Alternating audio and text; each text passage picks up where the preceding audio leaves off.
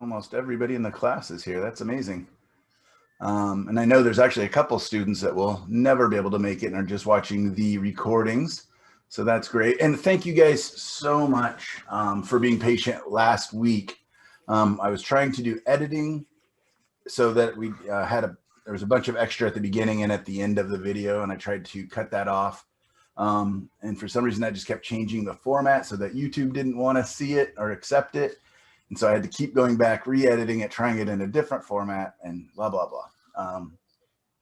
We got it eventually, I think the next day. Hopefully today will be faster. Yeah, I'll do my best to get that up and going because tomorrow we leave for Chicago and don't get back till Tuesday night.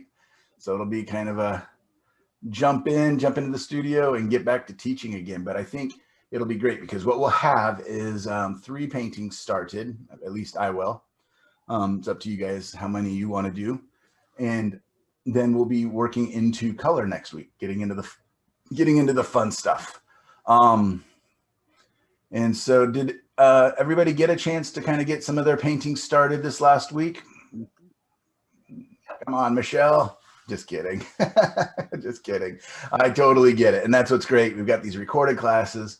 So when you get a chance, you can come back in and paint along and we'll have a great time. And again, this is all educational. You know, it's of course wonderful if you can paint. Those who paint the most will learn the fastest generally, or maybe who take the best notes. I don't know, but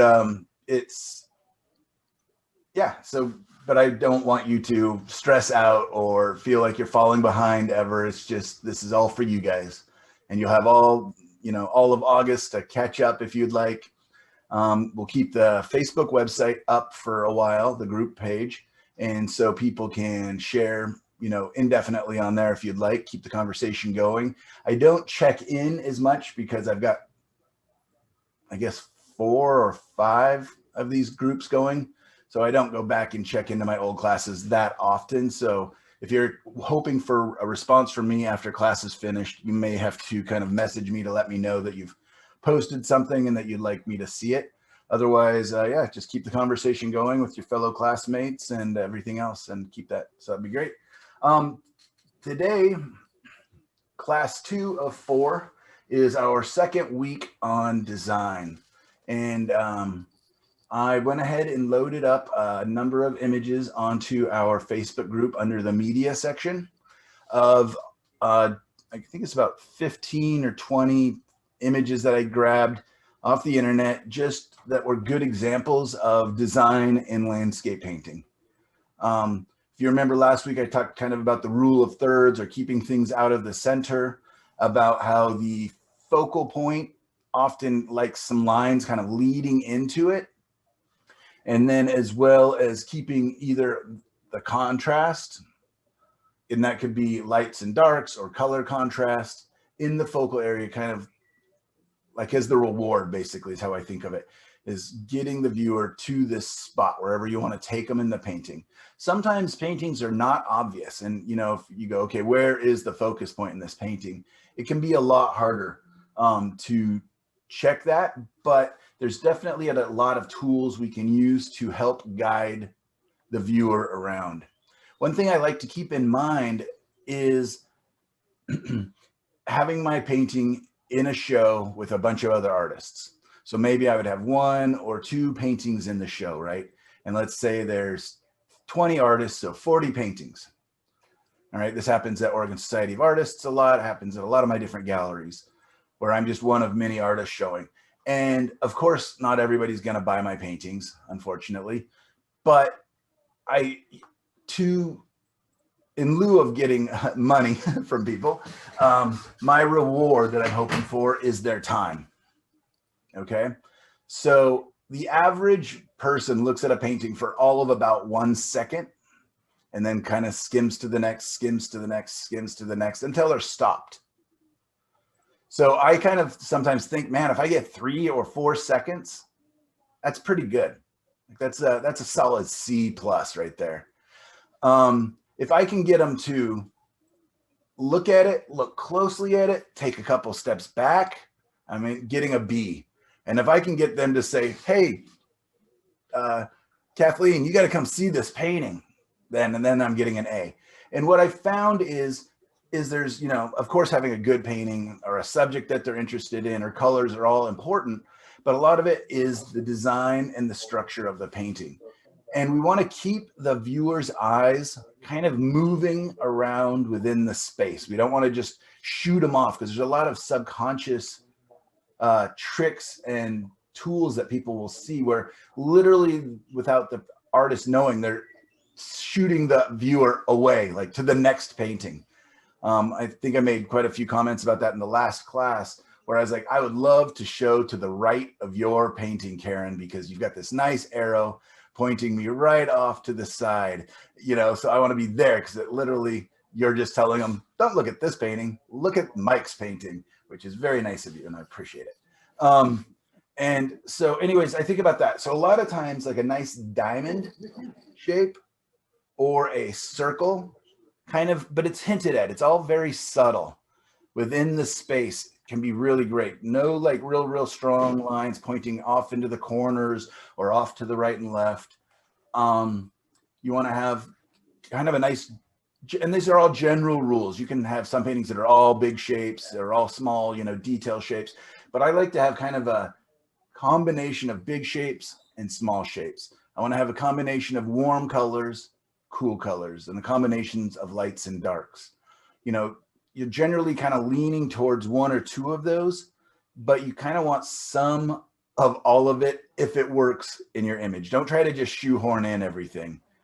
And there's sometimes where, you know, I really just want a quiet, calm painting with all soft edges and everything else. And then there's other paintings where I almost want everything overly detailed and really keeping people in there. So what I'm going to do is I'm going to take us over to our Facebook page. I'm going to do share screen and hopefully have an easier time getting back. If not, we'll be at the easel. So what I want to do is go look at a couple of your guys' paintings. I think there's 3 or 4 that were posted, just the under paintings, which were really nice. If I bring up your painting and you prefer I don't talk about it in front of the whole class, please just let me know. That's fine. I completely respect that. But otherwise, I think it's a great opportunity for us all to learn with and from each other. And then I want to quickly look at some of those the painting references from other artists. And we're just going to kind of quickly look at what are some of the tools and tricks they're using. And just so I don't forget, a really fun activity, if you have like some art magazines laying around, is to get a piece of clear plastic, like the sleeve covers, the sheet protectors, you know, for putting in folders, but any kind of clear plastic. You could even use a piece of glass. And I will often take a like a dry erase marker or something like that. And on the piece of glass, I will lay that over photos or paintings in a book or, you know, printouts that I've done. And I will just look for, how is my eye moving in this? Like, what is the directionality of these different lines? There's, you know, and sometimes they're very subtle. I'm going to show you some paintings by Ramona Youngquist where she has these just barely hinted at lines, and your brain doesn't say there's a line, let's follow it. It just follows it. And it's really amazing how little of a line, and line can be created in so many different ways. We'll talk about that. But it's really fun to just go over and just look for the hidden underlying design that the artist is using. And just by marking it up really quickly. Another thing I like to do is just looking for the value patterns. Values, the lights and the darks, are so important in so many ways in our paintings, but a lot of it is the design and how we guide the viewer around a little bit. So I oftentimes will do just kind of a no-tan, a black and white sketch over the top. So basically I'll just take my black pen and just mark out all the dark areas and just see how does that break it down, simplify. And it's just really neat to see how like master artists and, you know, artists that have been doing this for so long and are so successful, and what tricks is a weird word, but what tools they're using. Does that make sense, you guys? It's kind of a fun way to relax in the evening sometimes, and just kind of go, oh, that's amazing what, you know, so-and-so artist is doing here. And then I will take you to Photoshop, where I have brought up a picture of a couple California cypress trees. I think that's what they're called. And it's kind of a messy, not very interesting lit reference photo. And I want to show you how I will go about using this and how I'll go about thinking about it, and basically turning this kind of overcast, bluey gray paint or photo, and even kind of blurry and stuff. I think maybe I wouldn't be surprised if I didn't take it out of a moving car. And how I'm going to go about thinking about it, editing it, and changing it, and turning it into a painting that feels, or a photo that feels more like a Michael Orwick painting, so that I can paint from it.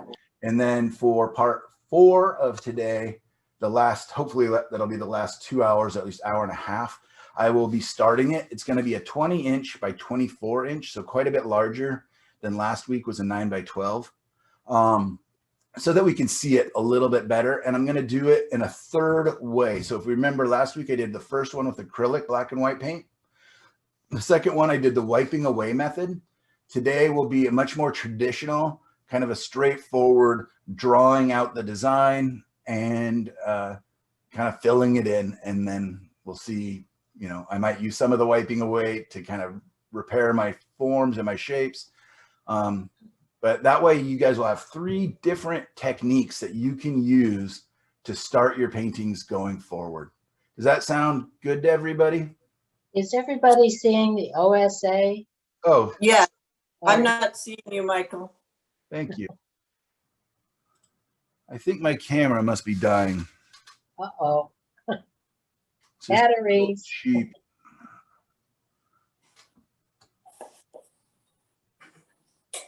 All right, well, let's just go to screen share.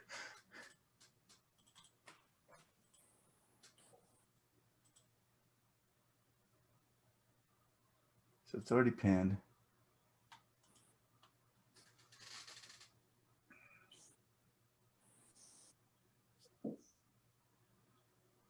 All right, 1 second so I can find the Photoshop. Huh.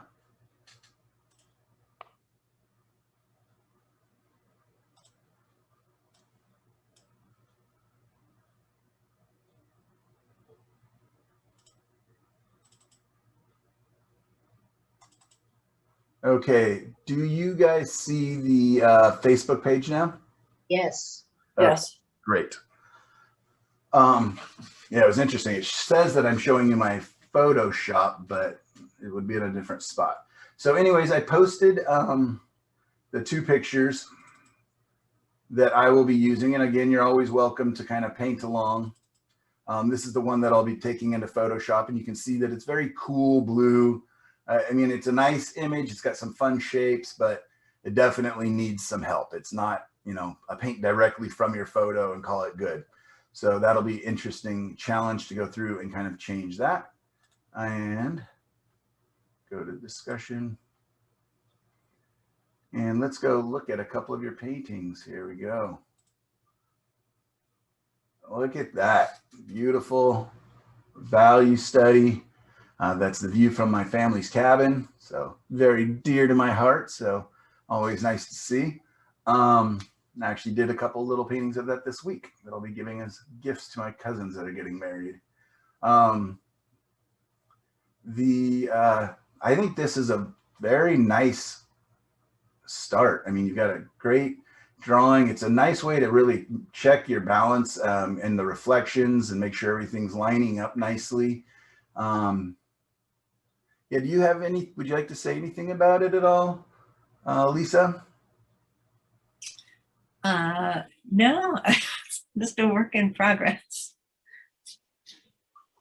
I do like working this way. It's fun. Yeah, again, it's just that ability to kind of separate our brain from all the extra stuff. You know, it's not too detailed. It's got some nice big shapes. You're not worrying about color too much. I know in your comments, you kind of were mentioning about maybe it could be bluer in areas and things like that. And that's fine. And you can totally push and pull some of that. But for the most part, I always think of this as I'm going to cover 99% of this anyways with more color and more paint. So everything is changeable and fixable. And so I don't worry about it too much, but I do try to kind of lock in as much as possible. And I do notice that you've got a nice value shift. You can see between these two trees here on the right side and then this hillside in the back, it gets, you know, quite a bit lighter, meaning that it's falling back in perspective and depth. So our shadows, when we look into our shadows will generally get a little bit lighter, a little bit cooler, especially if you're painting in the Pacific Northwest where we have a lot of atmospheric perspective. And I'll show you that again in some of the reference paintings that we'll be looking at by other artists. So nicely played. You could theoretically play that up a touch more if you wanted to lighten this up and really push that back into space. You could, but it's not too necessary. But anyways, I think this is a great start. I really think it's going to be a fun one for you to paint. And you'll see that once you've got this all done, now you get to go in, you know, letting it dry a little bit, start adding your color, adding your, you know, mixing your paint ahead of time possibly. And it almost, again, it kind of feels like, I don't know if you've tried painting directly enough times, this almost feels like a sort of like cheating where you're just breaking it down into its component pieces and doing it bit by bit. It really helps in my book.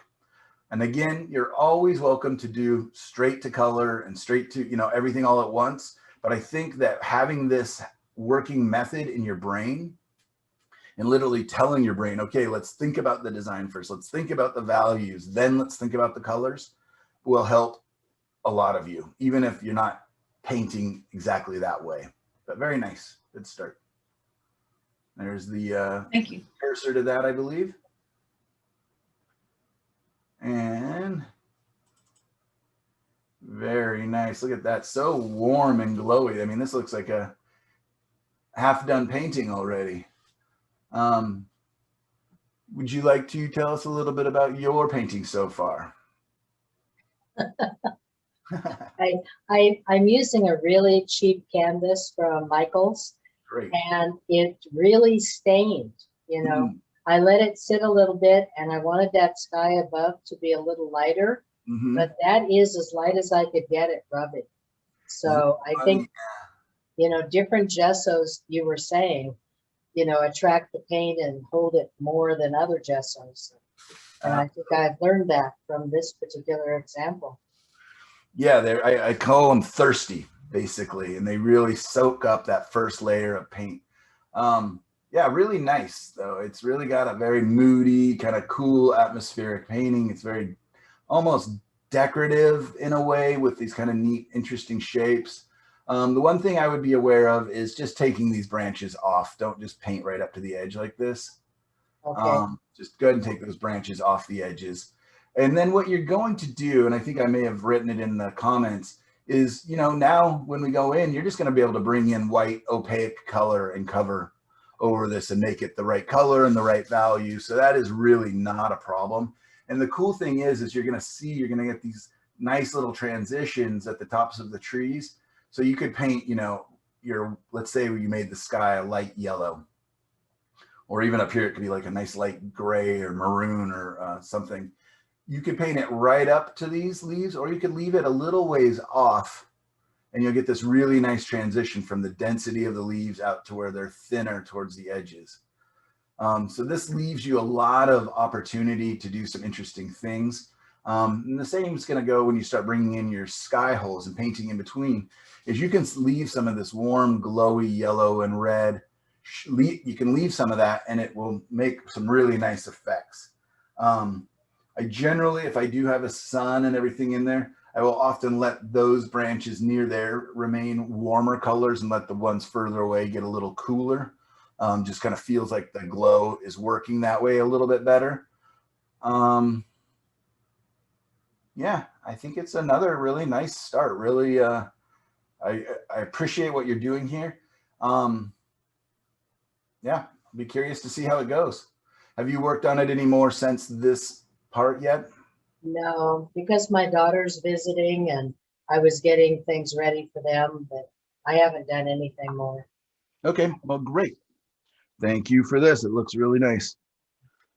I think that almost may be about it as far as people. Oh no, there's one more. Here we are. Sully, are you here, Sully? Did I see you? not positive that Sully's here. So Sully has this nice picture of trees and a lake, and you know, it's got the foreground, the lake, and then the background. Let's see. So here's her painting, which is nice. And I like that she kind of didn't do it exact. She edited, went towards the center part here, kind of did this crop over here, got rid of these branches. There's a lot of times where I'm skeptical or I question. Sometimes having branches kind of do this. I call it like when, you know, they're just peeking in basically from the side. And, you know, it's in our photos, so a lot of times we put it in there, but I oftentimes will try to question that and not just put things in because they're in my photo, and solely recognize that, took those out. There's still some branches coming in over here. Again, that's fine. I just want you to question it and just see, you know, is it helping? Would it be better if it was more? Would it be better if it was less? And it's fine here.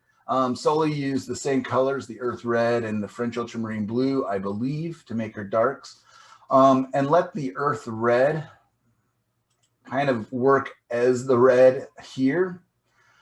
In the comments, I mentioned that, you know, that's nice, but if Sully wants to go back and make this a bright red, you're not going to be able to do it by glazing, because if you glaze red over brown, you're going to get, you know, a transparent red over brown, you're going to get a brown red. So if you want like a brown pure, I mean a red, pure red, probably having this actually white, so that you can glaze in with a transparent red over the top and make it nice and clean. If you have browns showing where you don't want them and you're planning to do glazing, glazing is the using transparent paint over the top, you are, you know, you're going to see whatever's underneath it. So I think so. Let's see if we can get to our comments here. Okay, so I wrote, great start and way to evaluate yourself as you progress. If you would like to use glazing on this painting, you may want to get some light areas back in the painting using white. If you glaze red over the brown, you're going to get a red brown. Thanks, Michael. I actually did paint over it and discovered exactly what you said. I am going to adjust the reds accordingly. We'll keep at it. All right, so perfect. And again, that's how we learn. We can't know all these different things. You got to experiment, try, and you know, find out what's working and what's not. Yeah. My only really suggestion here is I maybe would have kind of flattened out this horizon line. It does feel a little bit slanted, as well as it does in the photo. Oops, yeah, in the photo reference. And I don't know if that's, but it feels a little bit unnecessarily angled. So I maybe would have flattened that out at least quite a bit. The other thing is, if you see this yellow band of light right here, in the photo, it hits right against this branch basically right here, and it stops, and it also sits right on top of this little grouping of leaves here. So it almost looks like it's like this light that's very, very far in the background is being affected by these trees. Does that make sense? So that's called a tangent, when it sits right on top and it stops right there, because again, it feels like the leaves are holding it up and stopping it. So in the painting, she went ahead and kept it right there. I would, in fact, probably lower that or bring some of these branches, because you see how there's that line where the branches follow right with the sky and then stop here. I'd have taken this white and taken it through. So it goes behind the painting. It does not care about this tree. That tree and that sky don't know each other exist, okay? The sky and this tree here don't know each other exist, but it really does feel like this tree and the sky are bumping into each other, and the tree and the sky are bumping into each other here. So the same thing happens here. This light spot goes until it hits this tree and it stops. So I'm always kind of looking for unnecessary tangents. So there's so much, I understand. There's so many different things when you're painting to keep asking of the references and asking of yourself. So that's just kind of a thing that will come more naturally as you paint more and more. There's definitely times where I focus on my tangents, or hopefully lack of tangents, because I don't really want them, unless it's some kind of a strange purposeful thing I'm using as a directional line. But generally, just remember, things in the far back don't care about things in the midground, don't care about, you know what I mean? They're all on such different areas of space that if they're being affected, like even this mountain kind of ends right here. So there's a number of different things. So just being aware of that will be helpful for all of us. But otherwise, nice. I'm looking forward to seeing all of these as they move forward. And Karen, thank you for the helpful little information there about the value study app, and a couple of nice reference submissions, beautiful colors, nice sky, that I believe that if you're interested in painting from them, I believe Karen posted it so you could use them, but I'm not positive. All right, let's go over to the media section and let's look at a couple of the images I selected. So you go to media and then albums. And now we've got two of them, references for class. So there's where you can grab pictures if you are having a hard time finding something that you want to paint from of your own. And then also how artists use design in their landscapes. All right, I'm just going to kind of go through the beginning. It's funny because when I put them in, it put them in alphabetical order for some reason. I had them going from oldest to newest, you know, from classic painters to living painters. And I can zoom in a little bit. This is an artist, and I went ahead and put the names of the artists because I always see you guys busy scribbling down everybody's names. This is Arthur Huber, I believe that's how you say it. And I grabbed this because this is actually a complicated but common design that a lot of people do, and I do as well, looking through and in between trees. So we've kind of got this nice little farmhouse or something sitting off way in the distance, and that's kind of our reward, right? That's being framed in this shape here, and then everything else is kind of supporting us. We've got a very small foreground area, and you know, down in the bottom corner or bottom half, and then into the midground, and then the background, the hills and the sky. So what I really like about this kind of a format is you've got horizontal lines and vertical lines with just enough angled lines to keep it interesting, so it's not so stagnant. Okay, so horizontal lines generally are very calming and relaxing and quiet. Horizontal lines, the ups and downs, are, no, the vertical lines, sorry, are the up and down, are oftentimes kind of stronger, more sturdy lines, but they can also be quite calming if they're just straight up and down. So that way we get a couple angles, you know, diagonal lines that give it just a little bit of sense of motion and movement. And it also kind of helps take it from just a square frame here or a rectangular frame here to adding a little bit of a diagonal feel. So if you look at this light and shadow here, light and shadow here, this branch here, bringing you back here. So we have a square and we have a diamond shape. Does that kind of make sense, you guys? Nice and subtle. It's not things you would pick up on right away. You know, you're not beating you over the head with it. But anyways, again, a lot of times looking between trees, through branches, stuff like that can be some of the harder designs because it can get so messy and so convoluted. So when you're doing that, if you have a reference like that, look to see, you know, do I need all the branches? Can I clear out a couple? Can I get rid of maybe some leaves?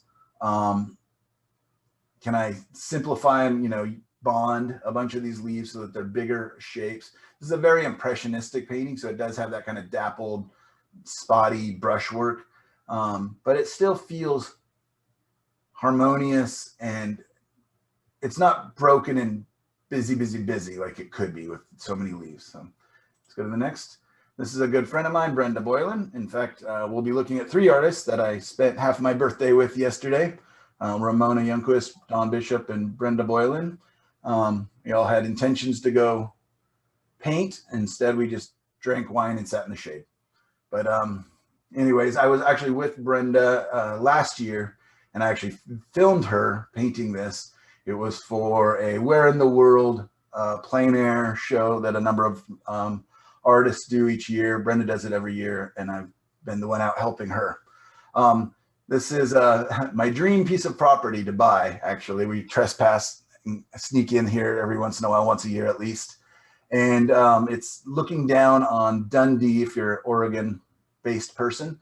But I just love that there's so few. It's just farms. You can't really see any busy, busy neighborhoods or anything like that.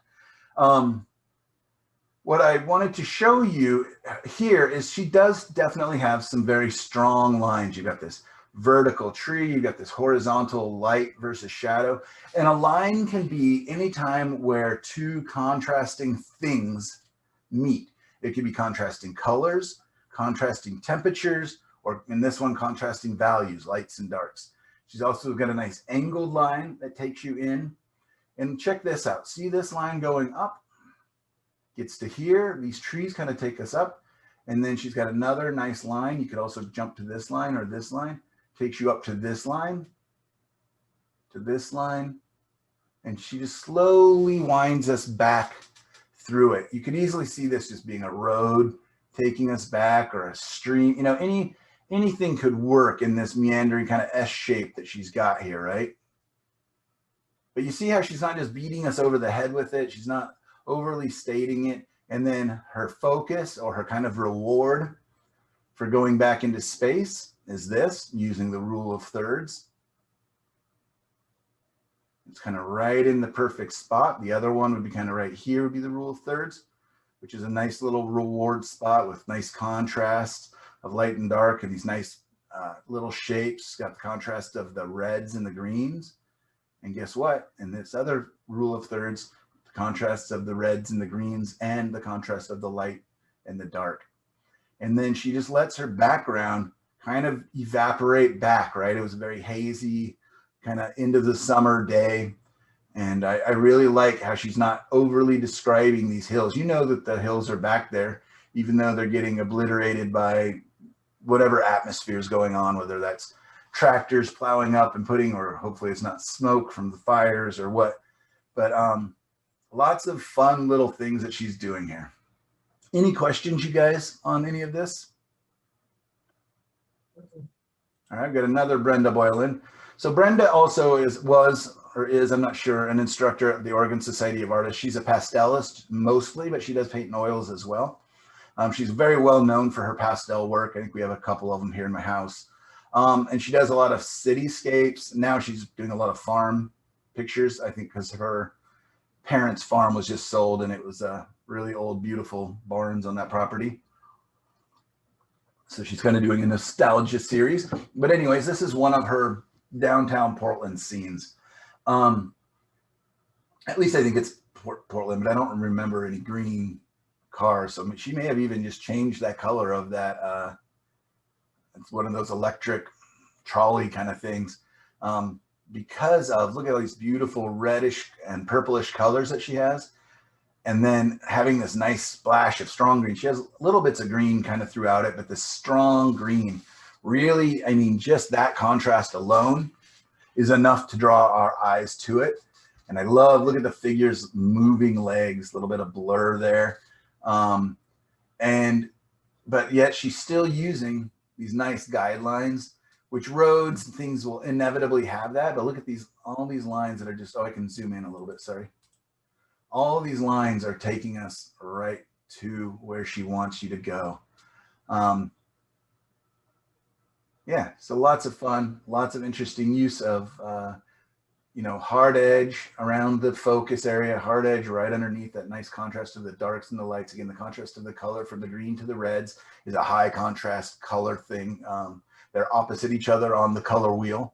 That will always draw more attention when you go across the color wheel from each other. If you're having a hard time bringing focus to an area, literally look at the color wheel and say, could I introduce a little bit of color that's exactly opposite on the color wheel? And it will make it so punchy. Anyways, lots of fun. Good job, Brenda. Okay, need to shrink back down. This is a gentleman named Brian Blood. He is a California painter. I've been a big fan of his work for many years. And I found myself going back now that I'm going to be hopefully doing some more California-based scenes. And this one just kind of almost smacks you over the head with very strong design. I mean, this one is kind of blatant, but it's neat how he's doing that. I'm sure that this kind of cleared out trail of sand in these kind of dune shrubs here was not so pronounced. I'm almost guaranteeing that he got in here and cleaned out some of the grasses and some of the debris and things to make it very, like, we literally feel like, yeah, I could walk back here barefoot, no problem. It's very welcoming, and man, you know, maybe it's hot where I'm at. There's got to be some nice shade back there. So how do you make your painting inviting? How do you make it so the painter, the viewer feels like they literally want to walk into your paintings? I hear that a lot from people. How I could just walk into your paintings and explore them. And I really enjoy that when I hear that. It just means they're welcome. Again, inevitably in my classes, I see beginning painters who, you know, start painting from their photo reference and they have a fence right in the beginning or a whole bunch of bushes right in the front, you know. And why don't we just get rid of that or open the gate? You know, let's let the people in. Let's not make them have to jump a fence or fight through some thorny shrubbery to get back there, right? And then so he's got this nice S-curve. You'll hear me saying S-curve a lot. And he's also mimicking that in the trees. Look at the shapes coming down, leading us to it. Look at this angle coming down, leading us to it. So everything's kind of working in conjunction. And then once this kind of zooms us up and into it, and this is the focus, isn't it? It's much more interesting. It's got these cool negative and positive shapes, and it becomes a little more circular and a little more enveloped. So our eye goes up into here. We're enjoying these nice colors and color contrasts. And then we get into here and we begin to appreciate the detail, and our eye kind of gets stuck in here. See how he's kind of got the circular motion going, and maybe it could even be a diamond shape again. But Brian Blood's really good at that. So I thought I would include. So, yeah. Can you go back to Brian? Yeah. That white space, you know, on the right, yeah, that bothers me. It is a bit strong. Yeah, I'm not sure. I think I would have maybe had these continue out and have that broken up. You're right. And it does become enough of a focal point because this is kind of pointing at it. A couple of things are pointing at it that my eye does want to go here. You are very much correct. And once I'm here and I'm this close to the edge, if there's something at all interesting to the right of this, I may be free to leave this painting and go look at that. So yeah, good call on that, definitely. I'm sure Brian could defend why he did it, and maybe he's saying it's another way in to the painting. But yeah, I would definitely probably bring some more dark bushes kind of into there and make it, maybe bring something even back kind of at this angle to kind of trap the viewer in a little bit. So even if it was more blue, like the trees in the background, if you reduce the value. Yeah, we could totally do that. Yeah, just calming that white down because it's almost the same as here. It is a little cooler, a little blue or gray. But it definitely could probably go a step even cooler or darker or bluer, whatever you wanted to do. Just just so we don't go to here. That's a very interesting little strange shape. And so our eye is definitely drawn to that. So yeah, good catch. And that's the important thing too, is don't just look at them as, you know, what's the best. It's, you know, you don't have to write Brian Blood and, you know what, I like your painting, except you can just keep that to ourselves. But it is great to go through and critiquing other people's work and kind of like, what would I have done differently? How would I have solved these problems?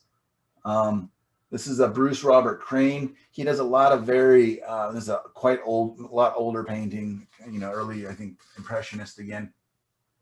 I like a lot of his work because of, it's almost very simplistic, goes through, just kind of blocks in big areas.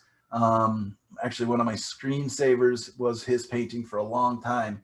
And the reason I had it up was as a kind of reminder to self, simplify, simplify, simplify. When in doubt, take it out. You know, if it's not helping, it's hurting. Those are things I'm constantly kind of trying to repeat to myself.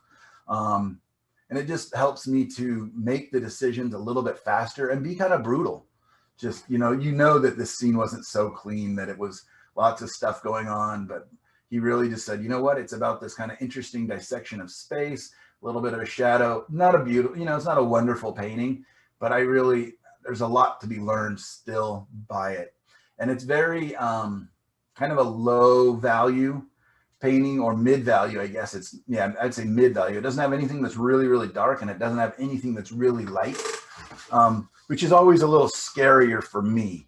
The mid value paintings for me can, I question whether or not they're working. You know, I might go in and push some darks or make my lights lighter. And that's a little bit of an insecurity on my part.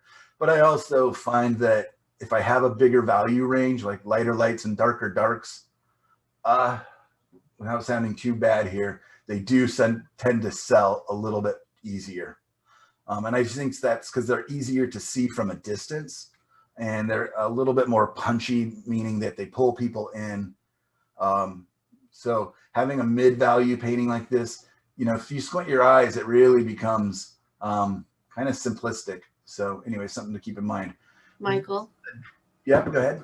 On that last painting, like what I think, and I'm just a beginner, but it would be kind of fun if he added just a tiny bit of gold leafing in some of that reflection on the hill. That would be really neat. Yeah, some gold leaf, or yeah, a little warmer anyways. I think he could have pushed the contrast, and yeah, that definitely could be really fun, painted on bronze or painted on gold. So yeah, good idea. Yeah, I mean, there's so much stuff I would do differently. I think that it's kind of got an interesting, fun, strange off-center design, but, and who knows, this may have very well just been one of his preliminary sketches. All right, Chauncey Foster, and this is actually Ryder, not Ride, R-Y-D-E-R. One of my favorite painters when I'm looking at trees. He just has this kind of, he's an Australian artist, or was an Australian artist. And he did this really beautiful hybrid of kind of Impressionism and Art Nouveau. And I'm not sure I'm right, or if he would ever say he did that, but I really like how he designed trees. So this is one of his sketches. You can see how he's working out this, you're kind of up on a bluff looking down into the valley and across at a hill. But I really like how he would go through and design these little interesting shapes. They're always fun. And I try to remember that as well, is making everything a little bit interesting, letting every tree, everything have a little bit of a personality, not just, you know, getting lazy and just putting them in. Here's his painting. I believe it's the painting based on that. I actually found them separately, and I'm like, oh, it's got to be that. But you kind of see what I mean by making just interesting, fun shapes. This isn't one of my favorite paintings of his. So if you are interested, I have a whole Pinterest page on my thing dedicated to him. Or you can just look his work up on Google or whatever. But I love like just a little bit of movement. And again, this kind of goes back to the very first picture we were looking at, where it's, you know, a close-up of trees kind of, and you're looking through them at the other subjects. And I just, yeah, I really look at this little circle that he built right here. And then he builds another circle out here. He lets us in, takes us back, and back into the circle we are. So isn't that interesting that our eye kind of wants to go back? Like at first glance, we see it all. We zoom back and through, but this is what I'm talking about, where he just kind of traps you. And like Brian Blood, we could have used something like this against that little light beach on the right side, just kind of a counter angle to keep us in. But it's very subtle, right? There's no like obvious diamond shape or circle shape, but there it is. There it is. And it's kind of a concentric circle, isn't it? Boom. Right to our rule of thirds. Cool. And this is a tough one. Like you say, okay, well, was this the focal point? I would say it is, but it's not really super interesting. So it's kind of a one that just kind of keeps you moving around. But this is where you get taken down this trail too. Anyways, what do you guys think of that one? I like it. Yeah. And I look at this warm and cool contrast way back here, but it still falls way into space. We can feel the warm and the cool and the light and the shadow, but it's very grayed down. compared to these colors up close and even, you know, in the mid range. So be aware that you can have warm colors far back. That's not a problem. It's not like things always get cooler, cooler, cooler as they fall back. And then let's squint our eyes and look at this contrast between the warm and the cool, and it almost disappears, doesn't it? It almost just goes away and becomes one kind of a nice value. So the values are very close back here, whereas the values up close are much stronger. The lights and the darks as comparison. And then in the mid-range, we have kind of in between lights and darks contrast. So very nice. All right, I went ahead and brought in, this is one of my favorite living painters right now. He's just an interesting guy, does these interesting, almost abstracted landscapes. This is actually quite abstract for him. But I just love this painting. I find myself going back to this a lot. I just think he's so brave and bold and doing such interesting things. This would have been a good one for when we were doing mark making and different stuff. He just survived. His name is David Sharp, and it's Sharp with an E, S-H-A-R-P-E.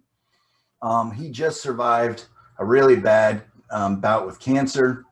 And so it's nice. He really didn't think he was going to make it. So he was writing for a year about all that, but he kept creating, kept painting. And glad to say he gets to keep painting for a little while longer, at least. But I just love the contrast and the cools and the warms, the lights and the darks, the strong and the soft. It just, there's so much in this painting for me to study and learn. And just like last week's little subtractive painting, look at these just kind of fun, like I did with the trees, kind of interesting dark and light with a little bit of kind of warm edges to it. I follow him on Instagram, have a great time. He does just consistently interesting. Don't love all of it, but he's consistently interesting. Here's another one of his. And he also is very much into simplifying kind of what are the main shapes. He's not afraid to just take everything out of the ground plane or everything out of the sky, and lots of information. Again, these kind of paintings aren't for everybody. I totally get it, but I wanted to show you guys a couple of different examples. And that, you know, there is design in here, but it's mostly about, like, if you think of this as an abstract painting, right? 3 shapes. You got the pink shape up here, the gray dark shape, and this bluey cool shape here, with just enough breaking up of forms to make it interesting and imply detail. There's definitely some things I would probably do differently in here. Like, I feel like there's like almost some weird tangents with these darks going up into the trees in the background but I think he's very purposely doing that, where they're very ambiguous. You don't know where kind of one thing begins and where one thing ends. Very poetic, I guess, is how I would describe his work. It's all about color, big shapes, and kind of poetic brushwork. Michael? Sense of ambiguousness. Yes. And also I'm noticing, you know, you've got the light holes on the upper right and then the light holes on the lower left. Yes, exactly. Kind of nice balance of detail, right? So yeah, it keeps our eye kind of going, you know, even though this one doesn't have the circle or the diamond, or, you know, it doesn't even have a really clear lead in, it does still keep our eye in it somewhat. You know, I don't know if it's a perfectly successful painting or anything like that, but I enjoyed looking at his work and just thought I'd share some of it. This is my buddy Don Bishop. Was with him yesterday. He he does a whole lot of different work. He also does some gorgeous minimalist abstract paintings. He does a lot of tonalist work. He's the gentleman that challenged me to just work on my designs for the entire summer. I think I told that story last week. He is a good enough friend that he can hurt my feelings by his brutal honesty. And, you know, I go away sore, but very appreciative of his honesty. So it was fun to talk to him for a number of hours yesterday, again, with a glass of wine, and just talk art. And, you know, something I really enjoyed doing. And we were joking about how crazy making it would be for anybody that wasn't an artist just to be sitting in and listening to our nonsense.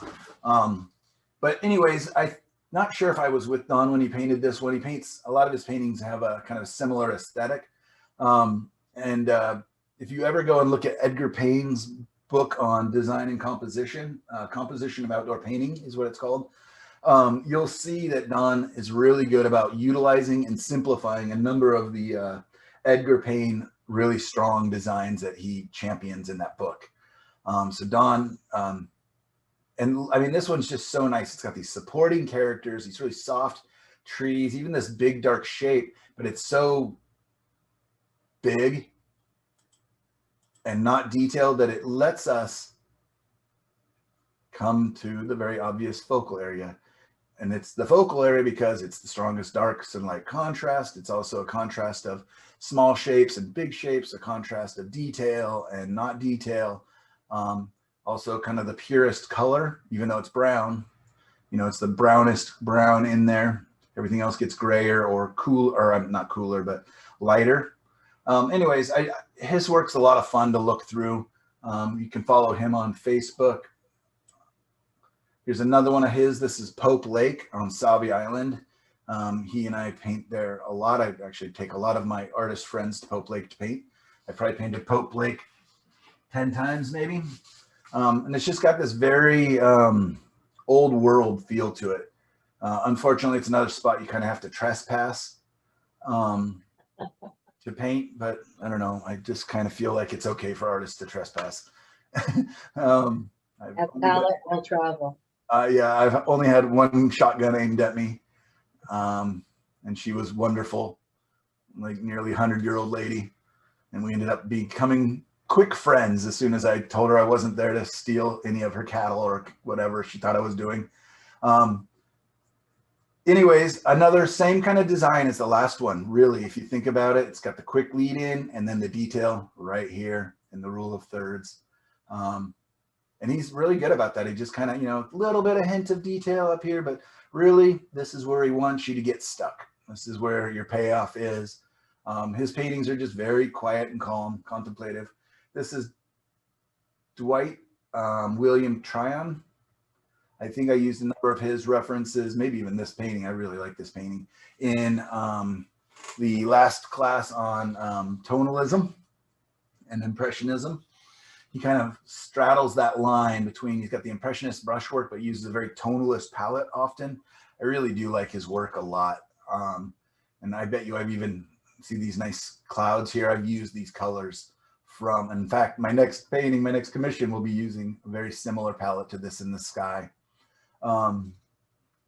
So anyways, very traditional lead in, right? He's got the horizontal, he's got the vertical, and then he's got his angled lines. And then look at these, looks like a mother and son, or, you know, an adult and a child anyways, walking down the path. And they're basically silhouetted, the two dark silhouettes against the kind of lighter, so they're framed. And then this whole area kind of works as a frame for those two people. So that's definitely kind of our focal point. But what also, he's got these nice contrasting warm clouds and the cool gray sky. They're kind of a higher chroma, meaning a little more colorful compared to the grayed down greens and everything else, the grayed purples. There's a lot of color in here, but it's all grayed down and very quiet. So anyways, I really respect what Dwight does. How he makes, again, a colorful scene with quite a few elements, but still feels very calm, quiet, relaxing, meditative. All right, this is one of my all-time favorite paintings, even though it's a pastel. I find myself going back to this a lot as well. This is a lady named Kim Lordier, or yeah, I think that's how you say it, Lordier. Fantastic master pastelist, super sweetheart of a woman, and a great instructor. And I've been fortunate enough to get to paint and hang out with her a couple of times.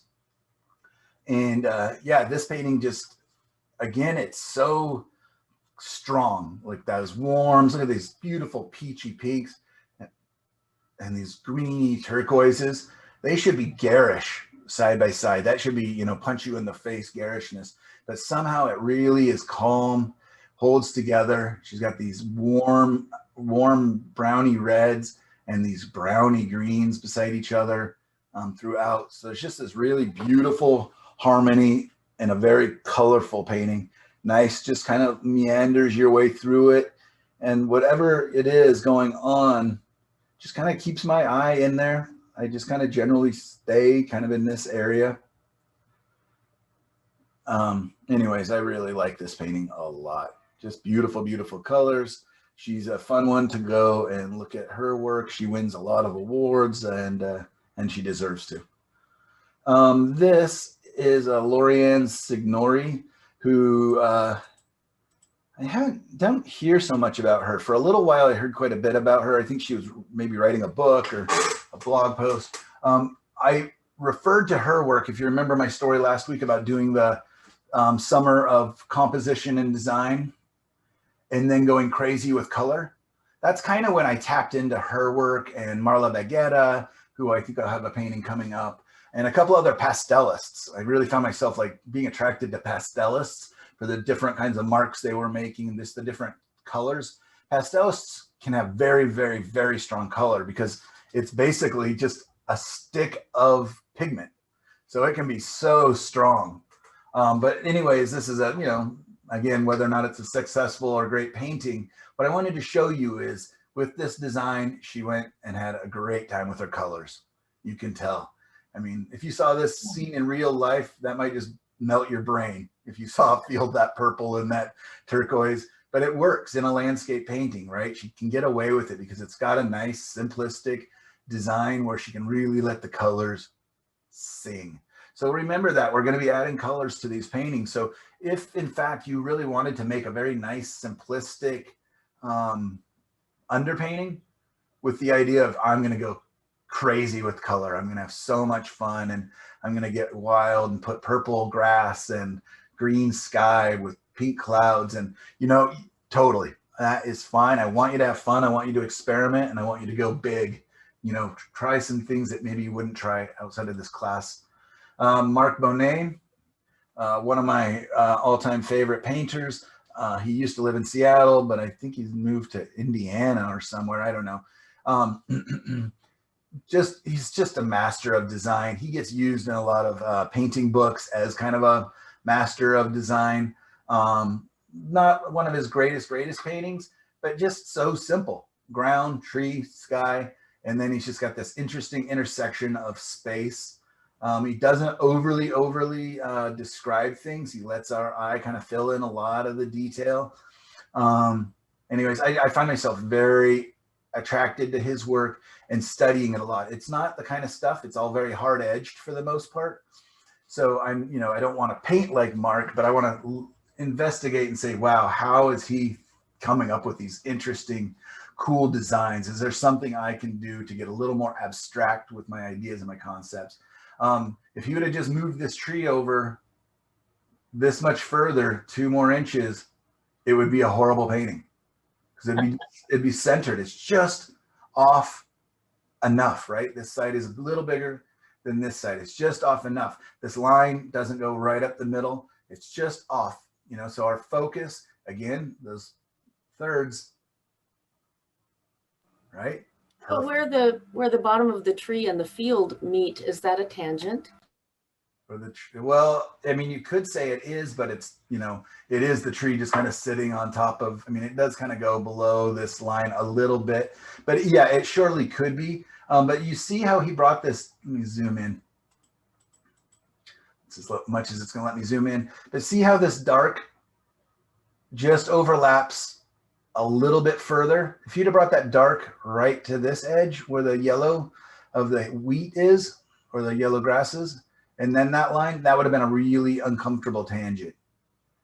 So by having it just over enough, same thing happens with this line, right?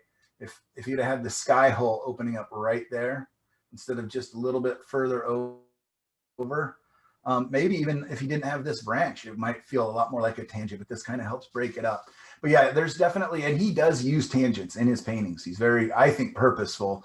Either that or he's very consistently lucky. Anyways, but yeah, look at that perfect rule of thirds. That's our focus. Kind of like Don Bishop was doing, where kind of leads you under the trees. Here's another one of his. And I was just saying that, you know, he does a lot of hard edges, but they feel very soft when he wants to. And I grabbed this one again. It's not one of my favorite paintings of his, but look at the sense of depth and perspective in this painting is just beautiful.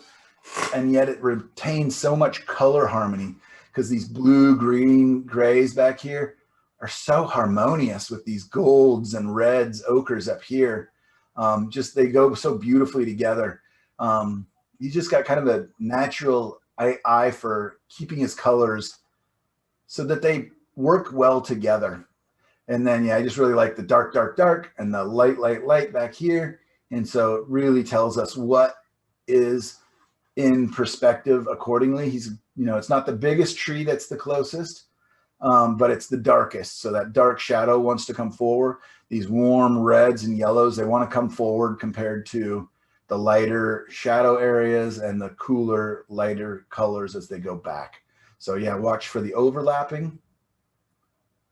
Yeah, that makes sense.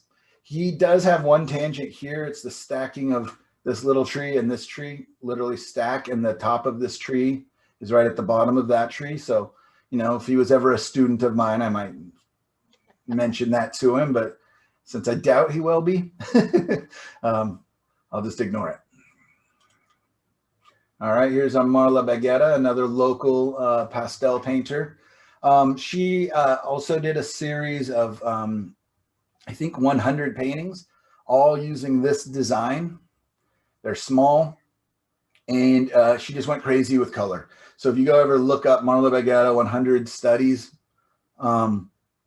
you'll see how wild her colors end up getting by the end of it. But she just did this really nice, simplistic design, did it 100 times, and then went in and colored them. So that's just kind of a fun one. I mean, I don't like this green band of sky here. It's very awkward and kind of ugly to me, but I sure do like some of this abstraction of brushwork up here, how it just shoots our eye quickly in, and then we hang out in here, don't we? We're kind of slowed down, kind of like speed bumps in the painting. She has a show at noon on Fridays on YouTube. Oh, great. Yeah, and it's really interesting. She does a lot of different things, and she demos for about an hour and shows you what she does. Yeah, she's great. She has a really wonderful studio space, I've heard. Yeah, she and I were in talks for a very short while to do some video work together, do some classes together and stuff, but that never came to any conclusion. Ramona Youngquist, this is the third friend I was with yesterday. She's quite famous in the Oregon Pacific Northwest, sells a lot of paintings. She's loves her white houses. I think I may have even used this reference in one of the last classes. Her paintings are very, very romantic. It was, and I like her just different brushwork. She's not afraid to scratch back in. She actually goes even back into her paintings with sandpaper after they're dry. She was very excited about some new circular sander that she had just bought, which scared me when I saw what she was thinking. She was going to go and sand down a bunch of paintings. But she does interesting things, fun rule of thirds. Look at the shape, everything's leading in. Very simplistic, big shape painting, but very beautiful. I love everything's kind of cool and in the shadow. And then she says, well, here's my focus where the warm colors are and the contrast between the lights and the dark. And then a little bit of interest up in the sky as well. This is a much more traditional for her. She does a lot of palette knife work with her flowers. What I want you to see in here is two things. One, how she leads the viewer back. And you remember I was talking about how she has lines and then she has very subliminal, subconscious lines. So she's got this obvious kind of road that she's hinted at. I mean, here it's almost not even seeing. It's like the flowers have grown so crazy that they're covering the path of this nice old farmhouse. Like I said, all be poppies. But look at this other line that she's done here between these poppies and this big area of grass. So she's got a line here, they converge here, go up. And then she's using the lines within the flowers as well as the hinted path. But they're very hinted at, they're very broken up. Also, I really love how she also hints at detail. Like, I mean, look at these flowers are just palette knife, palette knife, palette knife, big brushed in. She lets, you know, kind of interesting shapes appear. She's doing the same with her grass or, you know, the greenery. And then as the flowers go back, they begin to gather, group up a little more like they would appear to. And so they'll be a little more separated, closer up, a little more light or air between them. And then as they get further back, they'll get a little more solid. So that's probably going to be our last painting. Oh, no, one more. This is a gentleman named Terry Mayura, who I've taken a workshop from. I really like his colors, very earthy, muted colors, but he loves these views of roads going back off into the distance. He looks for those a lot. And then oftentimes he'll have you kind of getting through, you know, area of trees or what, and then taking your eye back. I won't spend much time here, but you can see the different lines, kind of like the Brenda Boylan one we did at the beginning. And then again, I just love his limited palette, lots of browns, lots of grays. Everything's got a very nice harmony. So you may want to investigate some of his work for looking at both color and design references. Is that everybody? Yep. So that's that. You guys can peek back at them just by going to the media section on our Facebook page. And great. So let's take a little break. Oh, no, actually, before that, well, let's take a 5-minute break. We've been going for a long time, and then I'm going to do a quick Photoshop, get my reference design. Everybody doing okay? That was a lot of information, a lot of talking. That was very interesting. Good. Stop share. No, still no camera showing.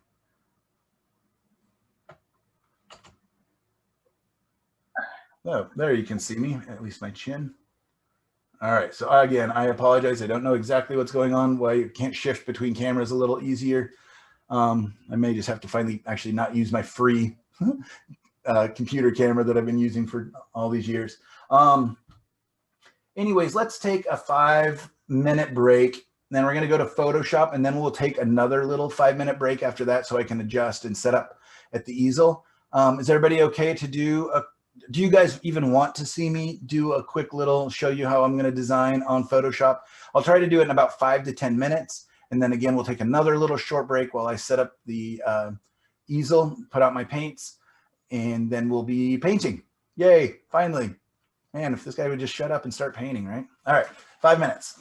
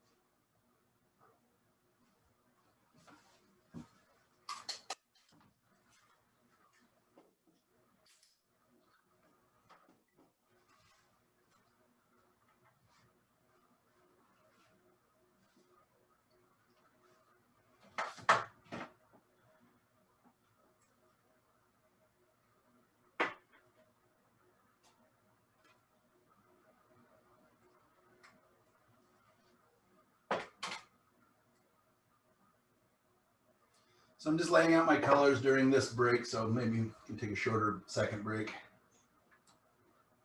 And I'm just using, I guess I can talk about that when we get up here.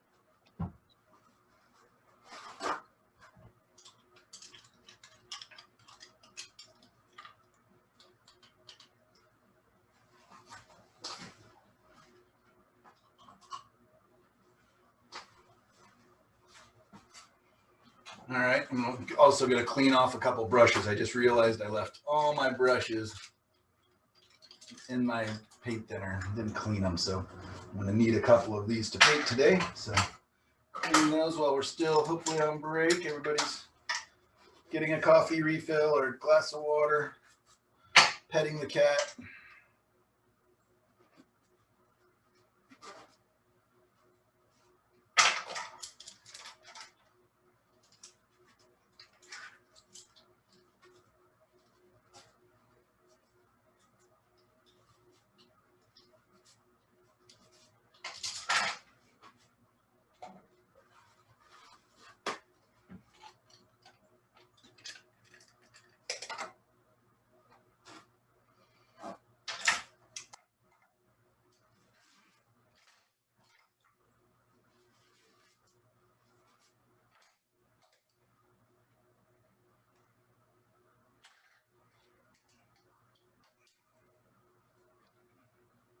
All right, and as you guys get back, what I'm going to do right now is I'm going to go ahead and take my Indian yellow, and I'm going to put a little bit of Indian yellow and a little bit of earth red, and I'm just going to cover this canvas. And that way it's kind of setting up a little bit while I do the Photoshop part of the demonstration. So I'm just going to take, oh, that's a very dirty brush. So try to clean this big, mean, bold brush here. Just a house painting brush. I'm gonna take a little bit of paint thinner to it. A little bit of paint thinner, some Indian yellow with a touch of earth red. And I'm just gonna spread that onto this canvas. And this is going to serve just kind of as an undercolor, kind of just tinting it. I do all sorts of different colors, not always Indian yellow, not always earth red. But just, I think with what I'm going to be kind of heading towards in today's painting, which, you know, I'm kind of jumping the gun a little bit since I haven't actually even designed it yet. But I guess I'm just feeling like these will be nice undercolor. So there, I've got it on. Very beautiful. Just take my paper towel, lightly wipe that down. Serves a couple purposes. It just evens out the paint. So I don't have to use my brush to cover the whole thing. I can just get some paint on the canvas. And then by taking my paper towel, wiping it, spreading it around. I'm going to let that sit for 1 second, and then I'll take my paper towel to it one more time, a clean paper towel. So you can see how much paint I took off. I don't want this to be too slippery and slimy and everything. I want to be able to get my paint to stick to it. So if I let it be too wet, which happens for a lot of people when they're just beginning to experiment with using under paints, and this is going to be all oils, no acrylics today. Just note to you guys, all oils. But this is still really slippery because there's quite a bit of paint thinner in there. So I'm letting it sit for a second. It's soaking into that canvas. This one is actually canvas attached to board. So it's going to be a little bit different than just the panels, the wooden panels that I've been painting on. So I'm letting it soak in just a little bit. I'll show you what happens. I can go back and wipe it away. Can you see that at all? A little bit lighter. So it's already stained the canvas. Just like we were talking about, this is thirstier than if I were just painting on, hey kitty, if we were just painting on onto a panel. So I'm going to go ahead and give that a quick, another little wipe down with my paper towel. It's just absorbing the remainder of the paint thinner that is sitting on the top of the surface. The other thing, the reason I need to soak up some of this is I was cleaning out my storage area and found a couple old cans of paint thinner, which are not the Gamblin one, not the Gamsol. And I went ahead and put them in, I decided to use them up, and they actually stink. It actually has a paint thinner smell to it, which is not great. I don't like the smell of it. It's making my studio smell. So by having a big surface covered with that kind of stinky, almost more generic paint thinner smell, I really don't like it. I actually just opened my door to my studio and put a fan on because I remembered that I had this going. I should have poured it back out. I have enough other stuff. But anyways, being the cheap guy I am, I want to use everything. But by going through and wiping it down like this, I don't have this big stinky area of paint thinner making my studio smell crazy. Does that make sense? Very, very yellow. It could be any color, you guys, any color, but I just wanted to show you one of the ways I do this. So let's get back to our Photoshop.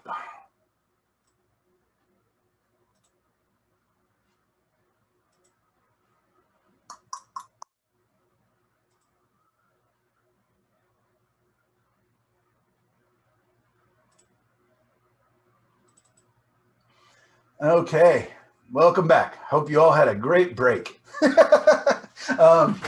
Can everybody see my Photoshop page screen? Yeah. All right. Oops. Not supposed to see that one.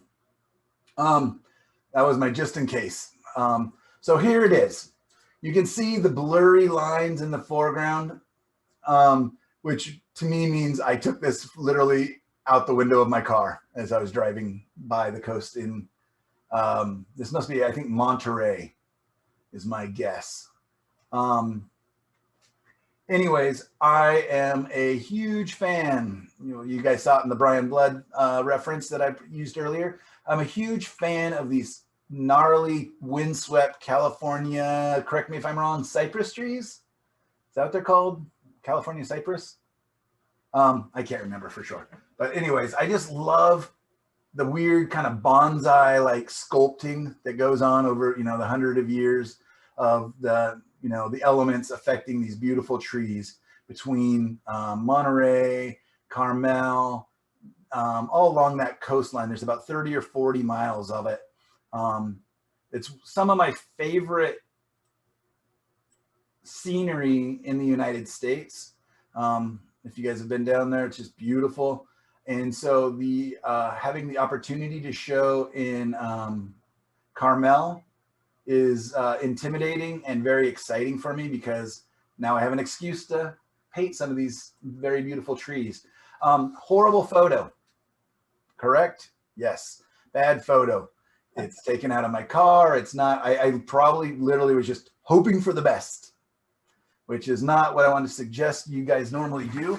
The better your reference, the less, big decisions you have to make. But oftentimes we don't have the best reference. Maybe the time of day, I have no idea what even time of day this is, right? It's just overcast. There's no strong light. There's no beautiful colors. It's just got some interesting elements. So what is a fella to do? So what I'm going to do is go down that checklist, right, that we've had. And what is it about this? Like, why, out of the hundreds of photos I took that week, you know, why did I pull this one out? And for me, it is this. Oh, so that line I just put there was, it's not even, my horizon line's not even straight. That's also another cue that I did not shoot this very purposely. You can see the top of the ocean over here, and then the top of the ocean down here below that blue line. So first thing I'm going to do is I'm going to straighten that horizon line. Okay.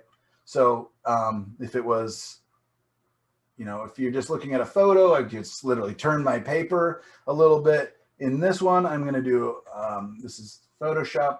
I'm just going to select it all and turn it, and I can just adjust it. So by putting that, drawing that line in there, I just want to make sure that my ocean is straight. Got a little bit of a tough time. There we go.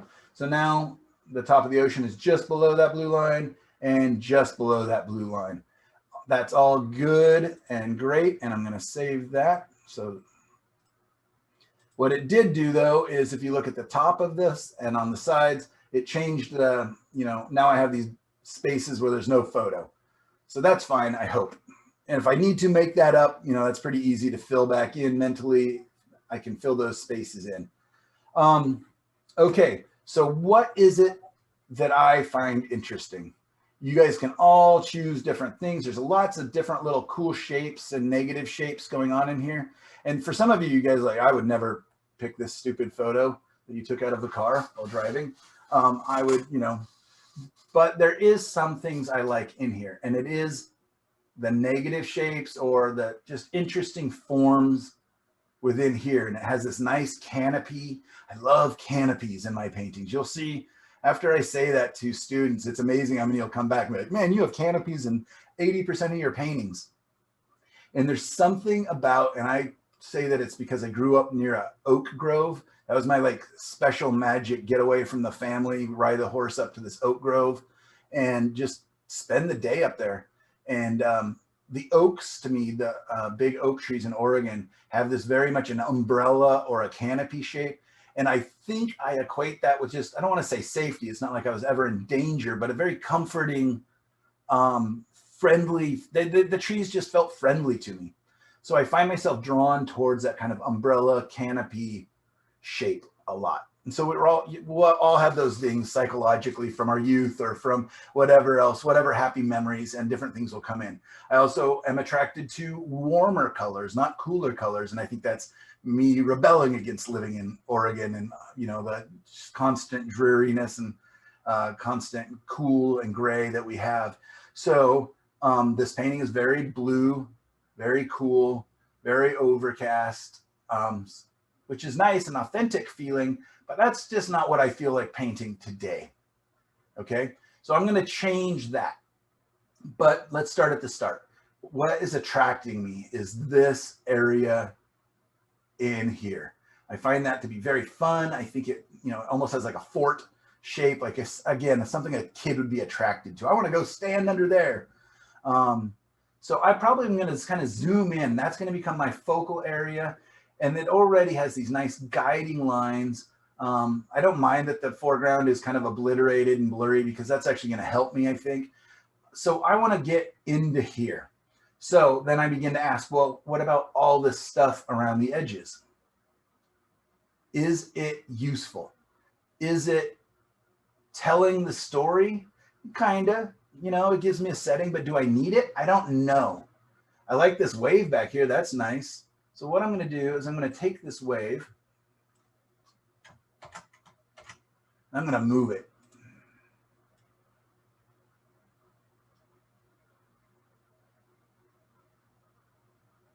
Because I don't like these rocks that are, see where I have the wave now? Right above that, those rocks, they're cool and interesting, but they're not helping what I think is going to be my design. So I'm going to move this wave back there. And then what I'm going to do is I'm going to get rid of the area around it.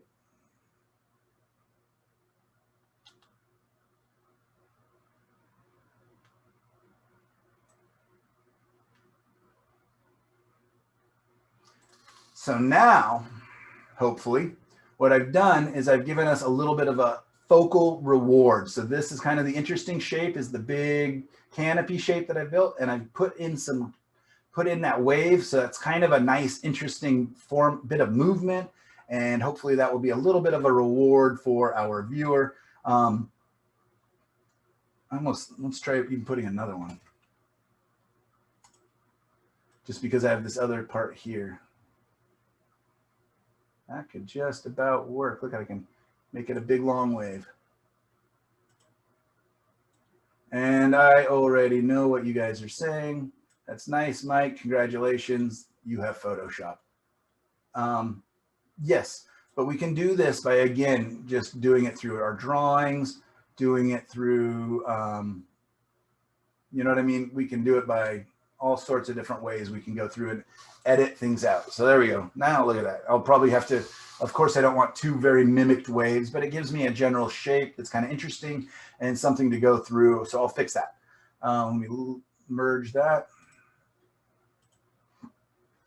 Now I'm going to figure out if it's not hurting, it's helping. I mean, if it's not helping, it's hurting. So let's see how much of this stuff on the periphery can I get rid of?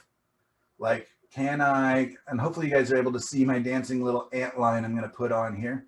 And I'm also remembering constantly that my canvas that I'm going to paint onto is a 20-inch by 24-inch. Okay, so that is, if I divided it by 4, it's a 5 by 6. Is that right? So anyways, I want to keep the shape that I am going to be painting onto in mind. So it's 5 by 6. Is that right? 24 by 4 by 5? 5 by 6. I don't know. Anyways, I'm just going to kind of think about that as I'm editing. So let's see. Let's try doing this as an edit.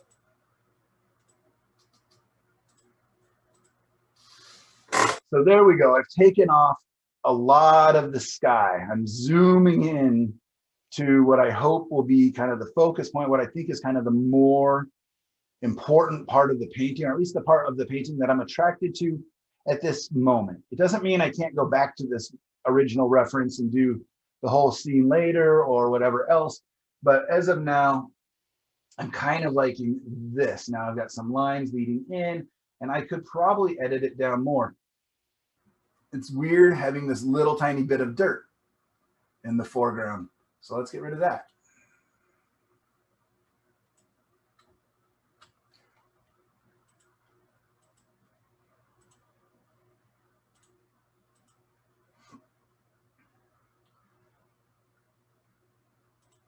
I'm going to see what size this would be if it was 24. So I'm going to make the height 20. Okay. So now what I've done is I made the height 20 inches because that's the height of the canvas I'm going to be painting on. And it is far too wide. It is 29 inches. I need it to be 24 inches wide. So what I'm going to do is quickly grab 24 inches with my dancing, marching ants. That's what I always think of those lines. And I got to figure out where do I want? Like, do I find these branches over on the very left side to be interesting? Or do I find these branches over here on the very far right side to be interesting?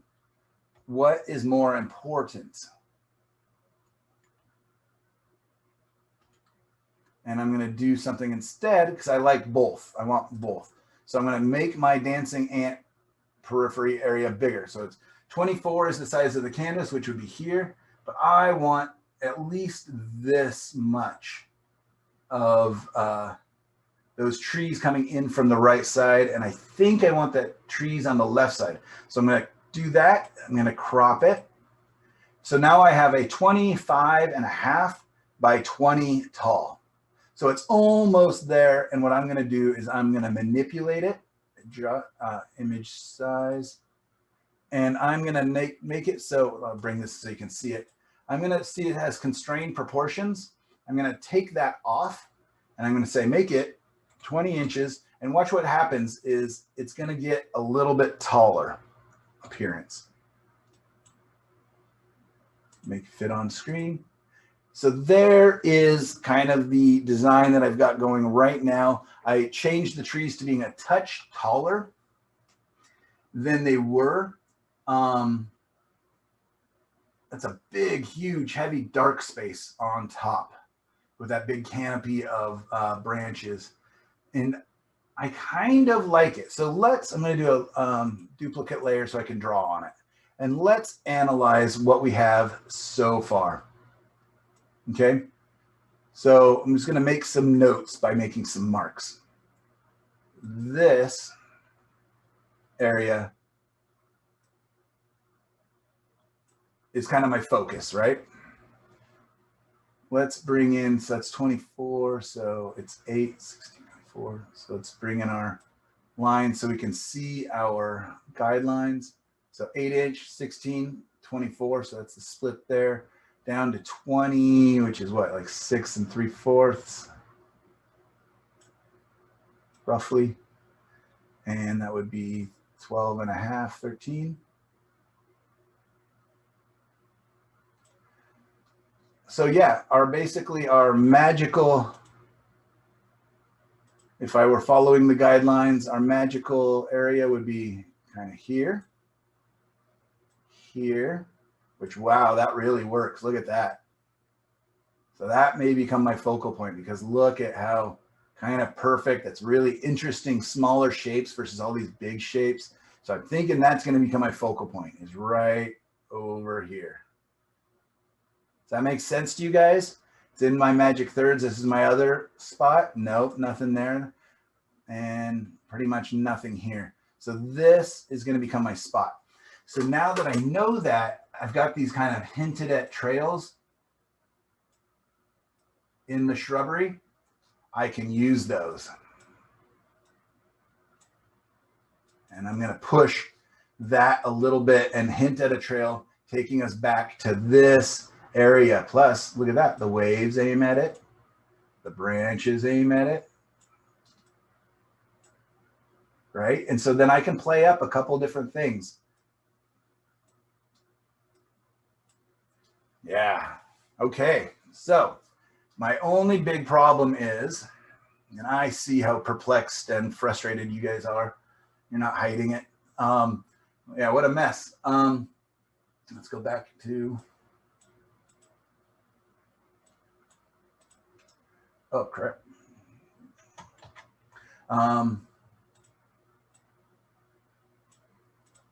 So it's not even going to let me get rid of all of them. Anyways, so that's a pretty good design. What I do now have is the issue of this huge, dark space, right? This canopy of trees is very dark and very heavy. Let's get rid of those blue lines because we don't need those anymore.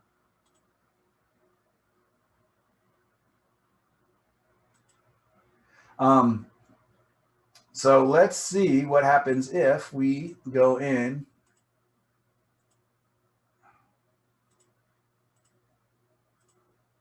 Why is it not? Image, adjust. And I'm going to do another duplicate layer of here. So I'm drawing on fresh. So over here, you can see I have 3 different layers of the same image. The bottom one is going to be my pure original image. The middle one is going to be the one, if I show this one, that's the one with all the drawing on it. So we'll go back to this one, not show this one. And I'm going to adjust the colors and the brightness. So I'm going to go image, adjust, brightness, contrast. Because I want to see, often with digital photos, there's a lot more information in there. And again, any of your Photoshop or any of your iPhone software, anything you're using will pretty much be able to tell. So let's see, even though it's a crap photo, is there enough information in there somewhere? So I'm going to do brightness. Aha. Look at now I can see the trunks in the shadows. And this doesn't feel so heavy anymore. Let's do a comparison, right? Very heavy and dark. As I lighten it up, now I can begin to see into here and there's a little more information and that might be some fun stuff to look for. I'm going to pump up the contrast just a touch. And I will still have, again, I still have the other version So a lot of times when I'm painting, I'll be painting from the original, this, probably not that. Okay, so I'm going to duplicate this layer now. And I'm going to do some color manipulation, right? Because I wanted it to be warmer. So I'm going to do image, adjust, and let's do color balance. So within color balance, and again, most of your software will deal with this all in different ways. And I want you to think of all this in the generic term. This is not a Photoshop class. What it's doing is it's allowing me to show you my thought process. I could literally be doing this all mentally at the canvas.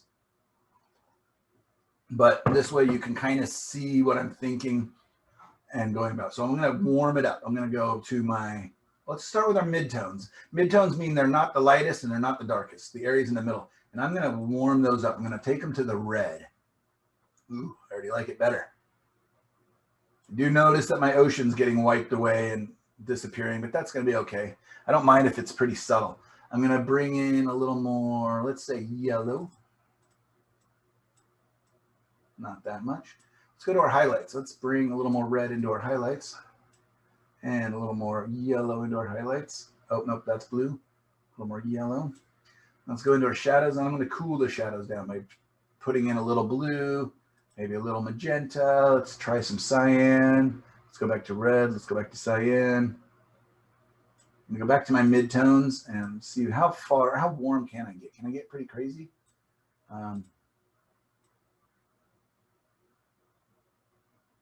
Really doesn't want to lighten up, but I do notice I'm losing all my sense of detail back in the water. It's just getting obliterated. But that's okay. This is just kind of a way for me to test. Like, ooh, that's kind of nice getting really warm.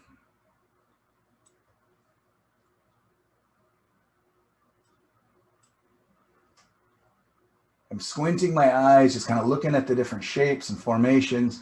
Okay, so I'm pretty happy. Maybe what I'll do is kind of say, if this is the design, and right back here is my focal area, I want to get you back there. So I'm going to say, let's hint at a trail. And I'll do the Ramona Youngquist, right, with the roses and everything, the flowers, and just kind of hint at it. It doesn't have to be too heavy-handed, but I kind of want to take the viewer in. So I'll probably clear out a little bit of the shrubbery, have kind of like, there's a bit of a earthy footpath going back there.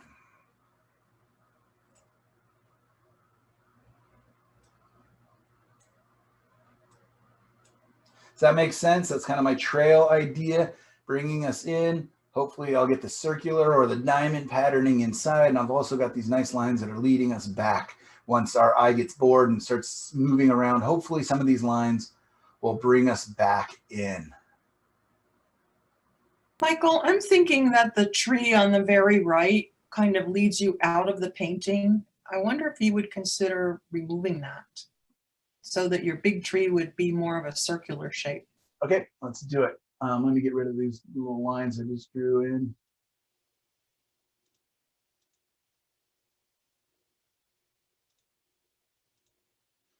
Let's try that. So, put on screen, I'm going to duplicate this layer.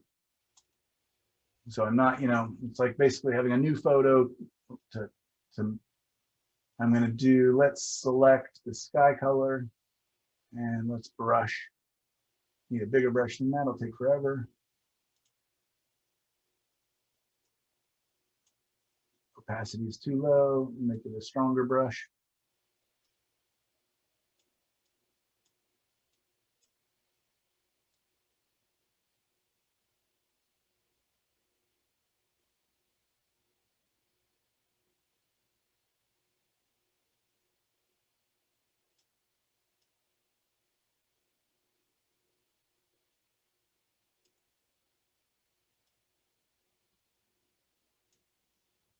Look at you. I think that's definitely better.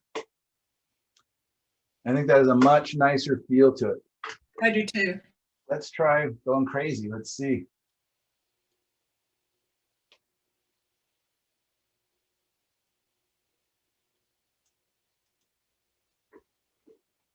I can really clean it up, make it.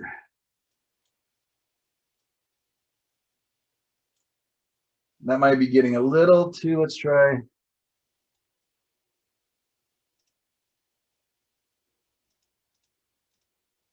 There's that and that. That. Do we like that little busyness underneath there, or is it kind of better with it just clean? Open it up a little bit and make this interesting tree over here even more interesting. And I could bring some of those leaves over. I like it with the detail. With It gives that more circular feel. okay. If it were lighter, I think I would like it if it were lighter, much better. Okay, we can think about that. It's not that much further back, unfortunately, so I can't push it too far. But yeah, I do see that as well. Let me go ahead and put in the path real quick. Just want to color.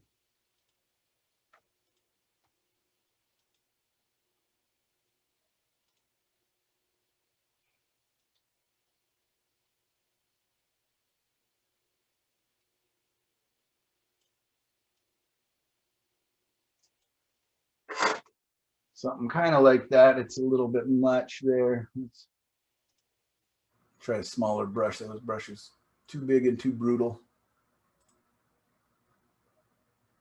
I want to kind of bring it back here. Maybe have it kind of not the directest path.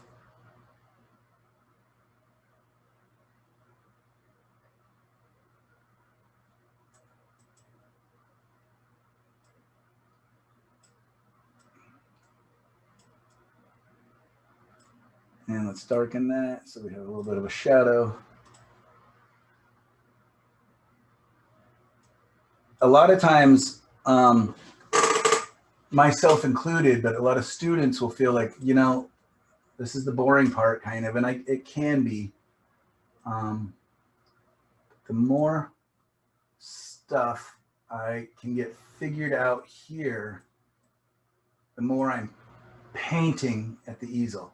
This is a lot less painful to be fixing and manipulating and changing things at this level. So kind of thinking maybe a path kind of turning like that a little bit. Again, it's going to be hinted at. It's not going to be in your face too much, but it's a way in and kind of welcoming you back into there, I'm hoping. Do a quick measurement. So that's at 24 inches, 12 inches right in the middle. It's right there. So this rock is getting pretty close to the middle, so I can contemplate maybe moving it over one way or the other. Let's move that rock. Actually, I want to start here. There we go. I just put it more in the middle.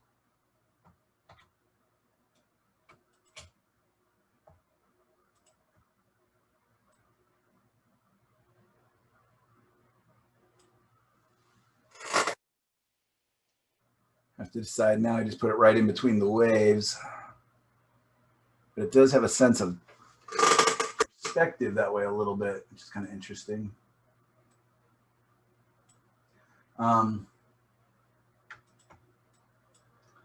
There we go.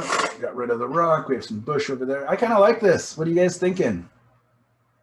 Anybody? Anything obvious? I also have to watch out for the tangent of where I put the trail. I don't want it to have two turns in the same spot. So maybe it kind of does. And it's going to be subtle. I think that's going to be okay. You know, maybe I put a rock here as well. So there's a reason for us to be turning. A rock in the path there, except for something like that. Okay, any thoughts, you guys, before, because I'd like to get to going to painting. Anybody see anything horrible, glaring? My other thing I wanted to try really quickly was, I'm just going to zoom in even more. What happens if we really zoom in there?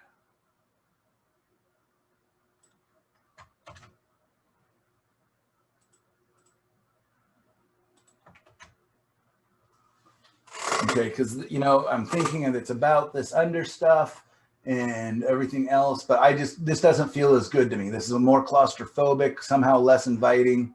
So I do like this one better. All right, last chance. Anybody got anything?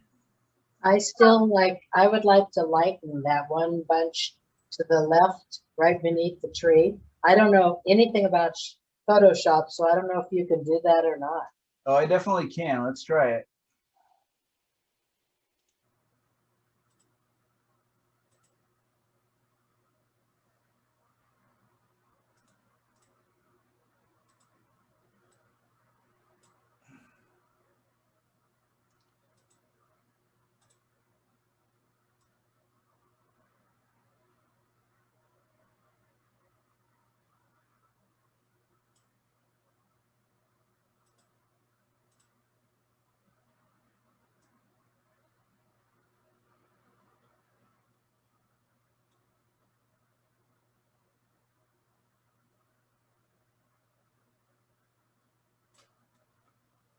You thinking kind of like that? I mean, that might be too much lightened. I think it's too light. Yeah.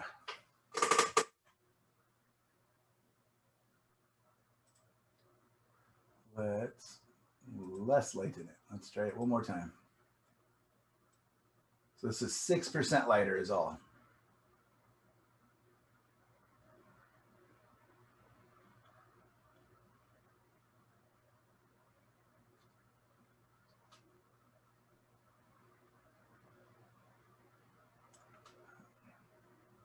So I'm just curious because I think this tree on the left is actually closer than this little group of trees here. So if I lighten that, do I then conversely need to come back and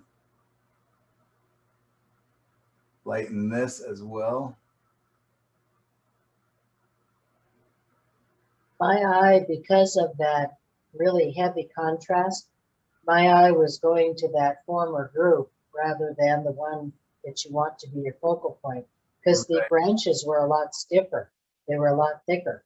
Yeah, it's not necessarily a horrible thing because they just happen to be sitting exactly in the right spot for a focal point. So I'm pretty lucky that both spots are pretty, and the painting is kind of centered. So there's kind of some issues with that. But I think because this is so heavy and this area over here is so much more spindly, it's not as bad as it could be. I wonder though, if you kept it dark, maybe when you re-darken the ocean and the background a little bit, if it won't be so contrasty. Right. Darker, That's a good point. the darker works better. Yeah, I'm having to agree. It's getting interesting. But yeah, always test, it's always worth trying. And these, I'll bring these branches back over here on the right side. Okay, I say it's time for one more 5-minute break so I can print this. Apologize to have 2 breaks back to back like that, but let me print this. And I'm pretty much set up at the canvas. So 5 minutes should be, if the printer behaves. Never know if any of my computer stuff is gonna behave. And then I'll change my view to that setting. So give me 5 minutes. Be back at 10:55, and that'll give us, a little over an hour to get painting.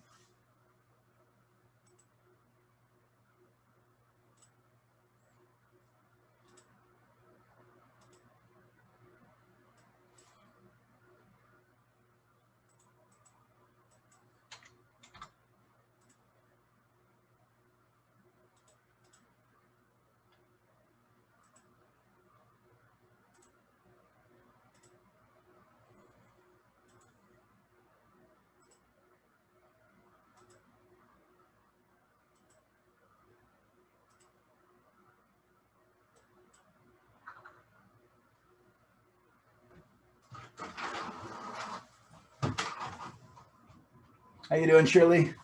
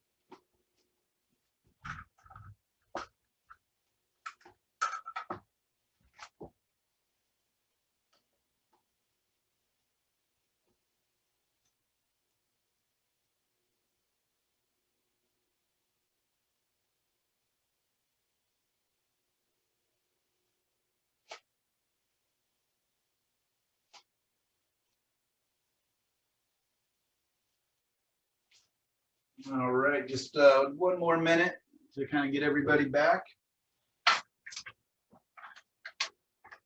And I went ahead and posted the reference photo that we all just helped design together into the group page. So you can see it there if you're curious, want to print it up and paint along if this is something that you're interested in painting. Of course, you can paint whatever you'd like. But let's get kind of the rough design in. This is gonna be a lot of fun. Again, one more minute here as we're all getting back situated. I've started the underpainting with the Indian yellow and a little bit of earth red. And I will be using the earth red. So again, I hope everybody's kind of back. We've got titanium white laid out, Indian yellow, transparent earth red. This is burnt umber, which is not too dissimilar from the transparent earth red, except it's just not as transparent. It's much more opaque brown, because I kind of want to build up some of the paint. That way all this can be drying over the next week. And then instead of the ultramarine blue this week, I'm using a Payne's gray. I could easily be using ultramarine. This is just a new color for me, and I thought I would experiment with it in the underpainting. Just a nice dark gray. So that'll be a little bit of experimenting on my part to start with. You can use any colors you want for the underpainting, for just kind of establishing your values and establishing your design. So just kind of be aware of that. I need to find my handy dandy gigantic ruler. Got it here. Look at that guy, 3 feet long. I also have a 24-inch one, I guess, which will be big enough. So 24-inch. I use T-squares a lot. So what I'm going to do, my first mark is going to be my horizon line. That's going to lock everything in, and that's going to be where the ocean and the sky meet up. And again, it's kind of been washed out in my reference. So we're going to get to make that up a little bit. It's approximately 1/4 of the way up. So that would be at about the 5-inch. I'm going to go ahead and take it to about the 6-inch mark.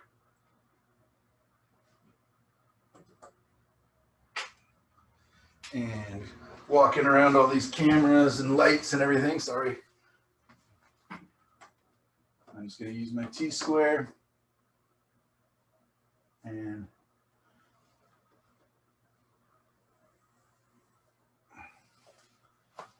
this nice straight horizon line. Really important. All right, so that's going to be kind of where the ocean meets the sky. I'm going to start off with kind of my big shapes. Everything's very malleable at this stage because I'm keeping in mind that I'm going to be able to paint over all of this, right? So these are my notes, our notes for us.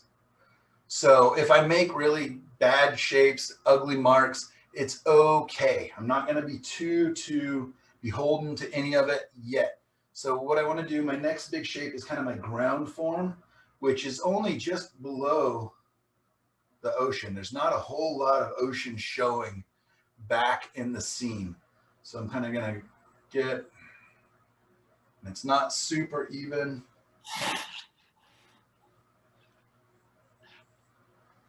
So that's kind of a guess. You know, if I was just painting by myself in my studio, taking more time, didn't have just an hour to get as much on here as possible, I may do more measuring and more trying to get everything just right. But we'll see how it goes. Remember, please also to mute your camera if you're there.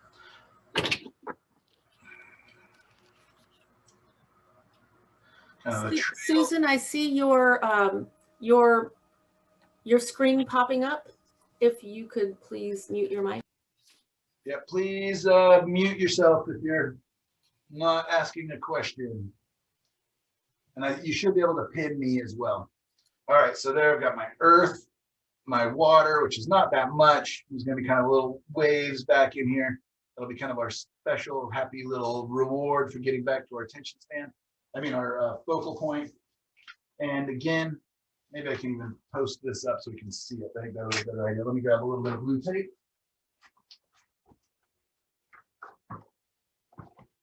And again, I sent the reference already is on our Facebook group. So you can grab that and see it, or you can paint along to it if you find this to be something interesting. But it was a lot of fun, you guys, working on this design in Photoshop. I appreciate all the input. Very, very good ideas and really great, just different things to try out. So that was a lot of fun. Everybody can see that okay? So what I look at is I'm going to look at the big shapes. So it's basically kind of got this almost kind of diamondy, or not diamond, almost is more like arrowy shape. So I'm going to have to be a little bit aware of that. And it starts here, here. I'm just kind of giving myself some marks. Here, here, here, here.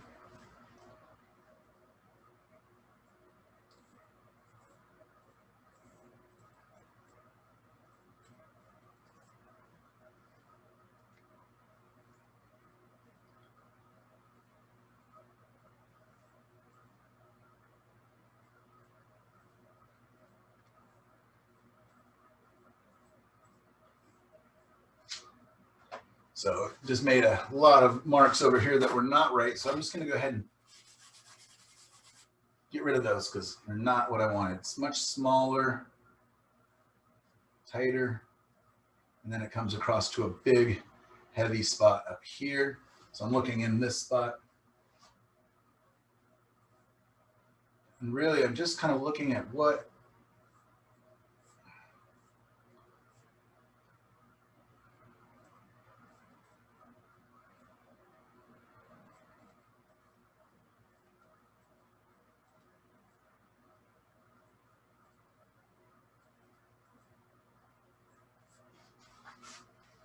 pretty crazy.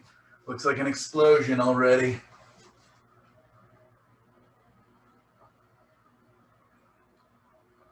From our ground.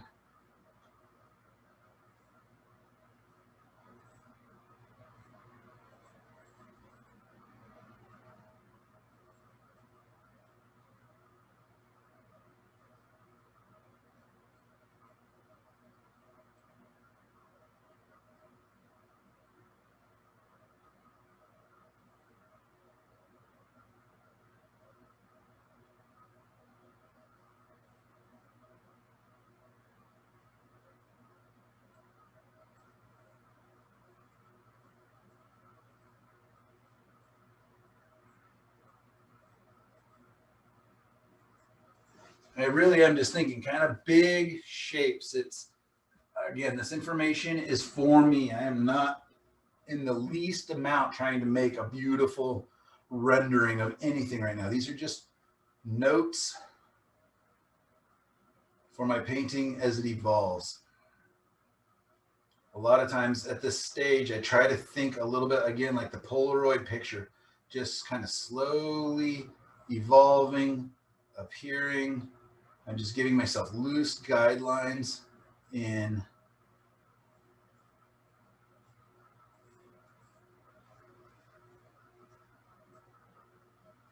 just using a big Egbert brush, just makes nice, very organic marks. It's hard to really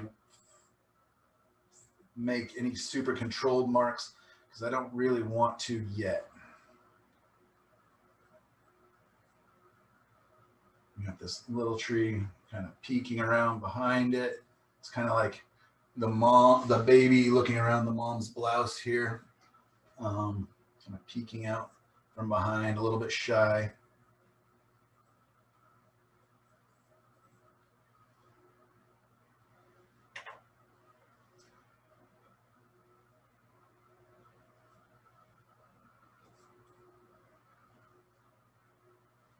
All right, we got one more tree over here, which is kind of the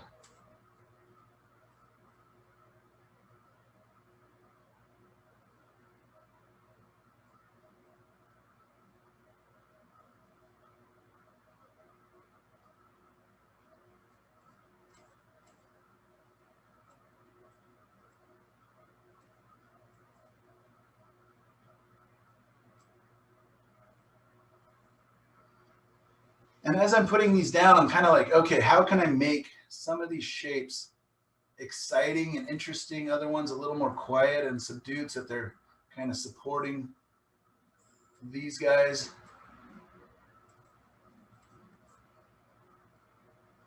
And then we've got our focal point tree right here. So that's going to be a little tricky because, well, what I'm going to do is I'm going to move this over because otherwise I'd be standing right in front of the camera to kind of get to that spot. And pick up a slightly more controlled brush, smaller point.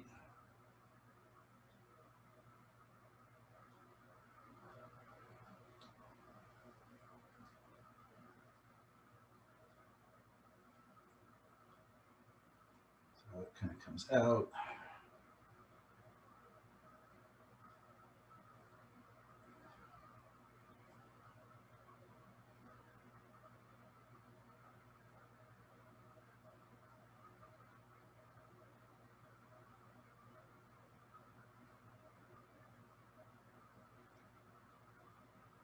And I don't care if it's a photo realistic rendering. I just want it to be a nice shape. So I'm using this reference as a jumping off point. There may be somebody someday that sees this painting and knows the trees that I'm trying to paint and maybe gets a little upset that they're not exactly right, but I don't think that's going to happen, and I don't think I'm going to care if that happens.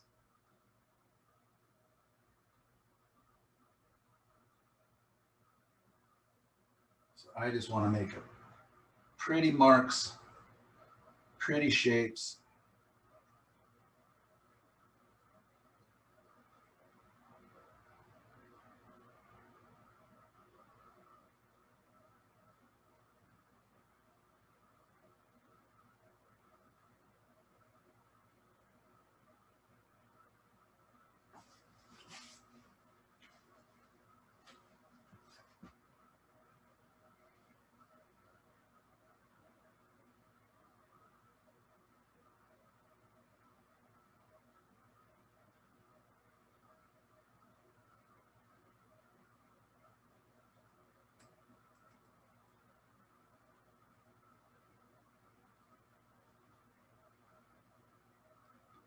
Sorry, getting a little bit quiet here as I try to not get lost in the reference. There's so much little spaces there that hard to not forget where I'm at exactly and start putting in the wrong tree or the wrong branches.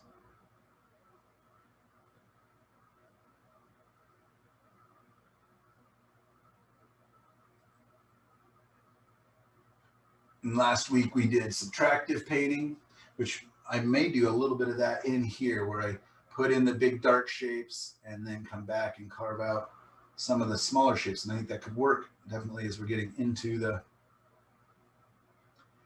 branches and into the smaller sky holes and whatnot. So a lot of times my painting starts are kind of a combination of a couple of different ways of doing it.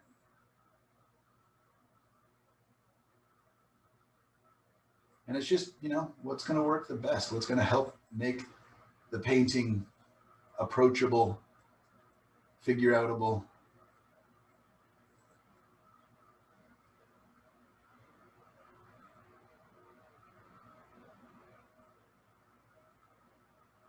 And a little bit of a wave back here, and then kind of our wave along here as well.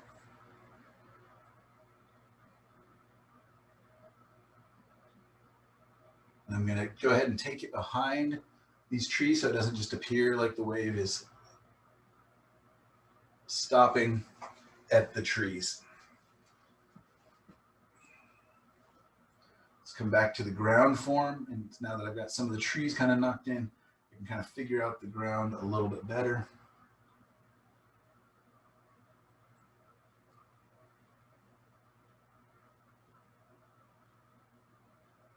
Trees need to come down a little lower into the ground. This tree's just a little bit further back, so the trunk is just a tiny bit, the base of the trunk is just a tiny bit higher than here. Same thing conversely is going to happen across over here, where this tree is just a little closer.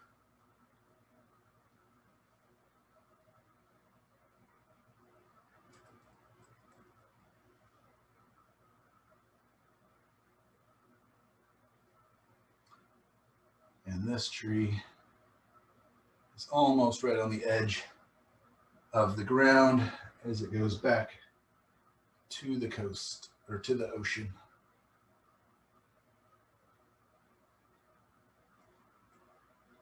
So the base, the base, the base, the base. Very subtle, just hinted at trail, turns, turns. And I may even make it just kind of evaporate out there. We'll bring in shrubbery and everything else, but I just kind of want to have that as my guiding line in there. Let's think about some of the darker, where the, you know, dark sides of some of the shrubs and stuff. We can bring in a bush over here that we can use a little bit as a guiding line into the painting. And maybe I'll have a couple little more lines that kind of, oh, they'll be subtle once I get the ground in, but those are just kind of reminders to myself of we're just bringing things in, helping control the viewer just a little bit.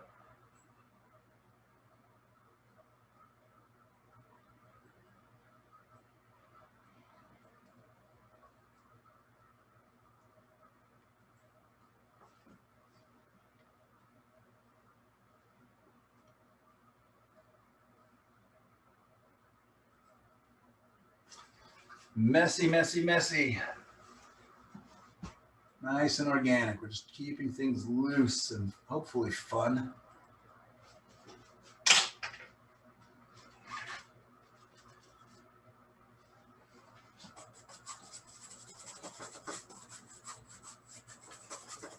Soften up some of those lines.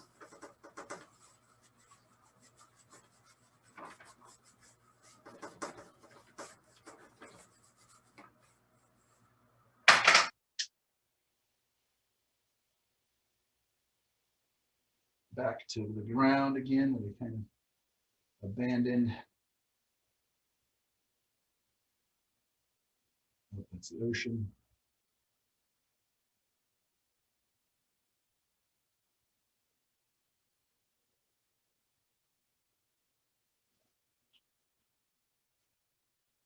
Was there anything on your brush when you kind of softened the lines? No, I just took I took my brush that I had used to do the background color, cleaned off most of it just by wiping it dry and just soften.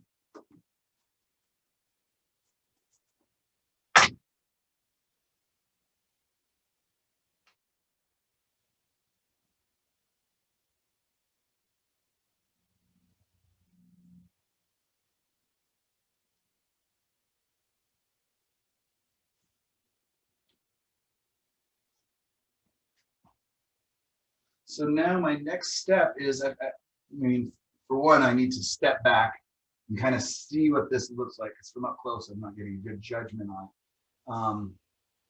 I want to step back and see, am I kind of getting the shapes I want? But really quickly, what I'm going to do is reinforce some of those big, darker shapes real quick so that I can see if I'm getting the nice motion that this reference has kind of innately, and am I using that to its,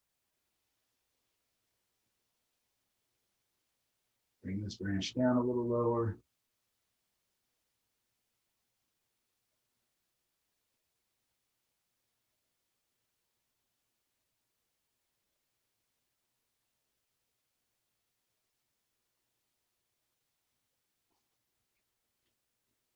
So I've got that first kind of lines in. Now I'm kind of strengthening some of the lines that I think are going to be pretty important as far as how does the viewer's eye travel through the space, hopefully. And then I'll step back and I'll check it. And then I will come back in and start filling in my big dark spaces, because I like to paint from big to small and dark to light. And that's not something that's original to me. That's how lots and lots of oil painters work. That can be the hard transition for a lot of watercolorists that want to become oil painters, is that transition of painting big to small and dark to light versus the other way around, light to dark with oils.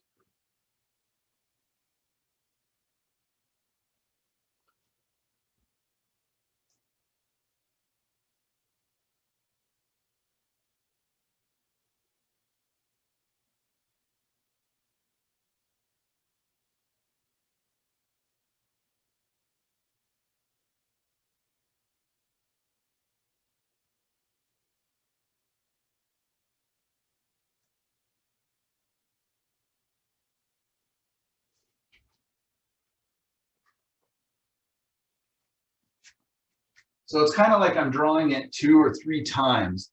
And that's just kind of my way to kind of reflect back, kind of review it like, okay, could this tree even have more motion? Could I make it more of a dancing figure almost? Or is that too much? Is it drawing too much attention to itself? And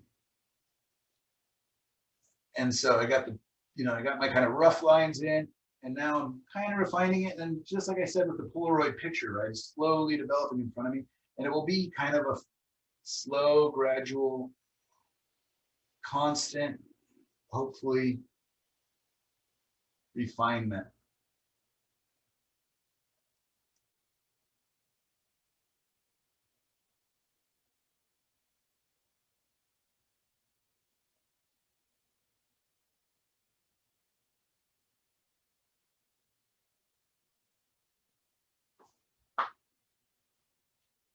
And the things that I'm changing about the photo, like, just changing the shape slightly, changing placement slightly, are they good, or am I doing it just because I'm doing a bad drawing? Is it purposeful? I kind of trying as I go through, and I'm slowly drawing in refining each area. Is it good? Like, is that a helpful change that I'm making? All right, almost got my big darks in so that I can get back, step back, and kind of review the big choices that I've made. So I can come in and start making the littler.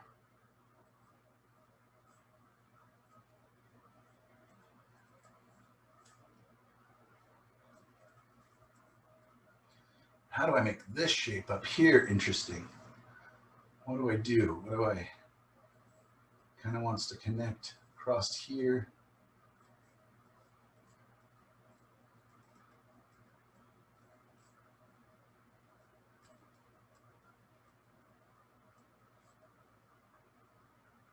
Is that making sense, you guys? How I'm kind of just slowly stepping back, slowly. And actually, it's happening pretty quickly right now.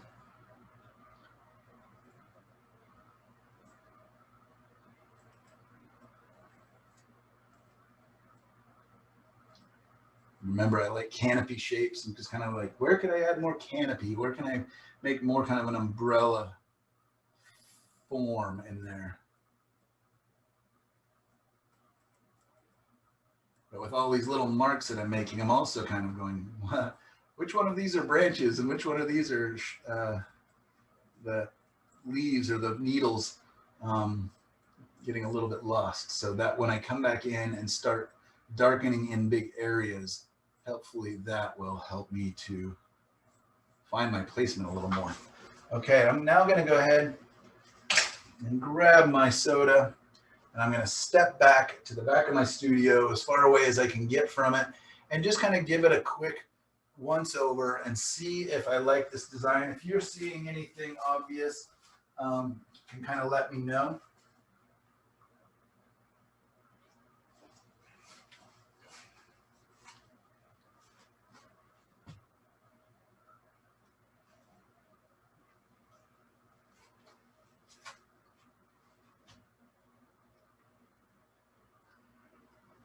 You know, I could lower these branches here a little more. It's not bothering me. Kind of like the open, a little more air in here. It's kind of nice. And bring one more little grouping of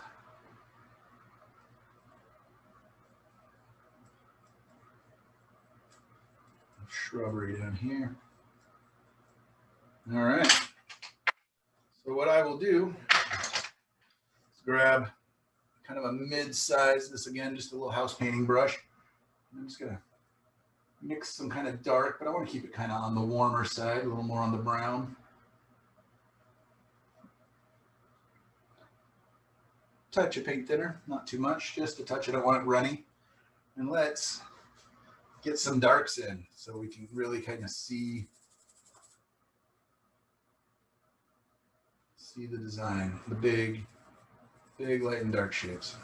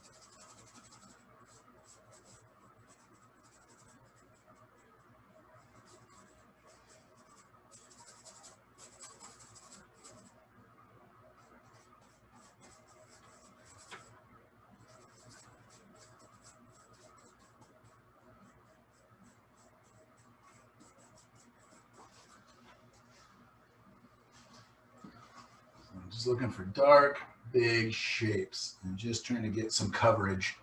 I could definitely use a small brush in this stage if I wanted to. Feel a little safer, but kind of like big brushes sometimes make such beautiful, interesting marks. And like I said at the beginning, I can come back in and do some subtractive painting as well, using my paper towels or Q-tips or whatever it is, old paint shirts.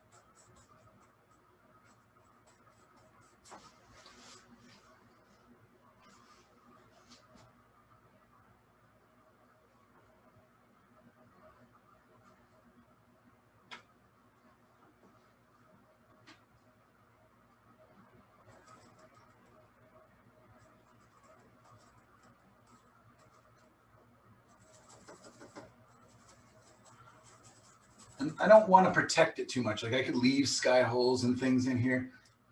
I can just come back and wipe them away to bring them in, or I can paint back in with, opaque paint and cover those areas. So the detail will come, and I just have to keep trusting myself. Obviously, I'm not trying to put in very much detail right now with this great big, crazy home painting brush, but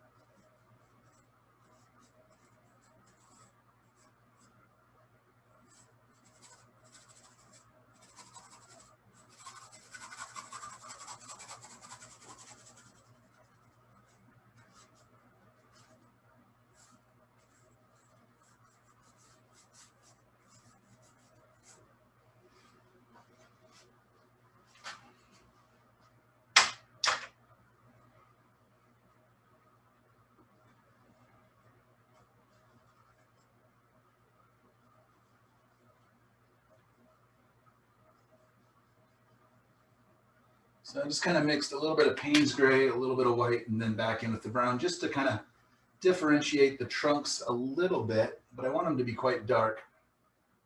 I'm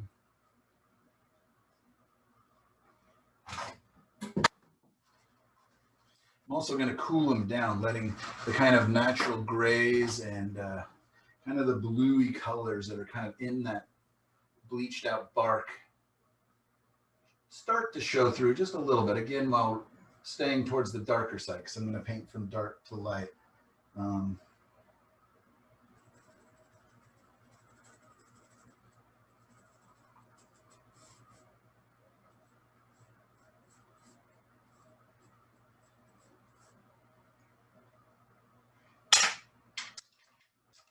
Looks like I'll be doing some scrubbing, so I'm going to put down this kind of newer brush and pick up an old grimy one so I can kind of just scrub it. I want to keep these paints pretty thin.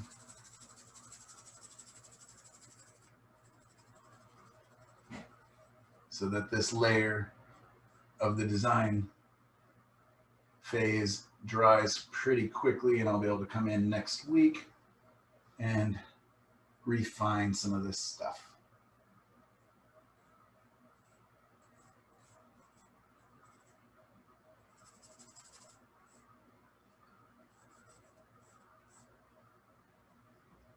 Still really just thinking big to small, not worrying too much about any detail right now. That'll come. That will reveal itself as I keep painting, I hope.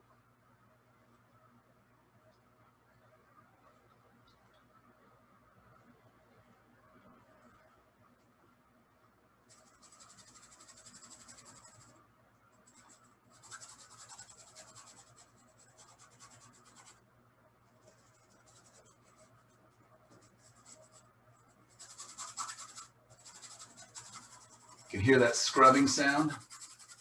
That's keeping the paint really thin. So I want to paint big to small, dark to light, and generally thin to thick. And that will allow me to build up this painting faster, and my shadows won't be quite as shiny when they're dry. My dark areas.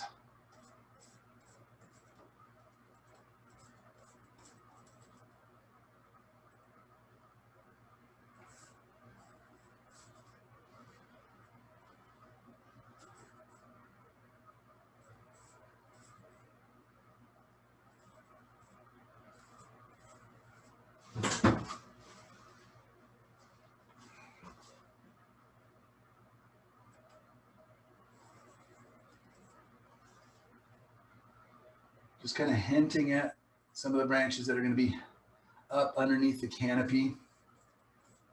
Just again, they're just kind of notes for myself so that when I'm getting back in there and refining my shapes and getting detail, I'll kind of know where I'm at, hopefully.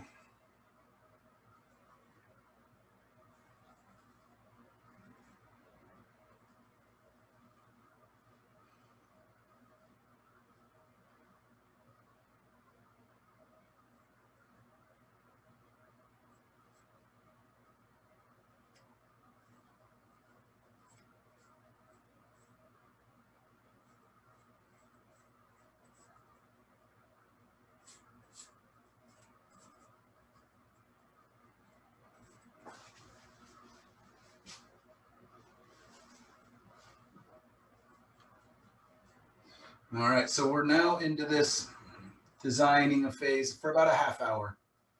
And I'm feeling pretty good, I think, about kind of the general direction. And by getting these darks in, I can kind of begin to get the feeling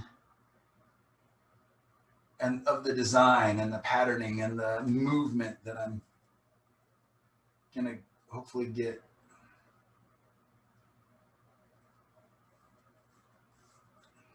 people to follow around in the painting.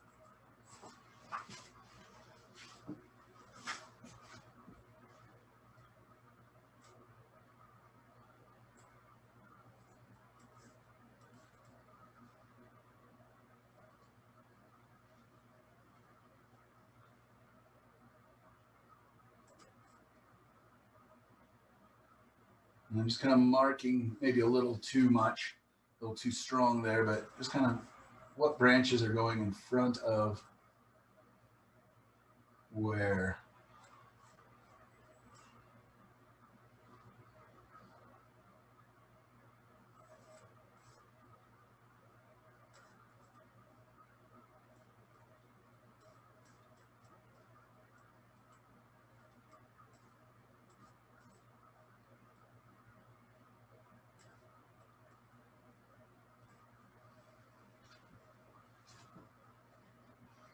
All right, now this takes us back to some of those two smaller trees back there a little bit.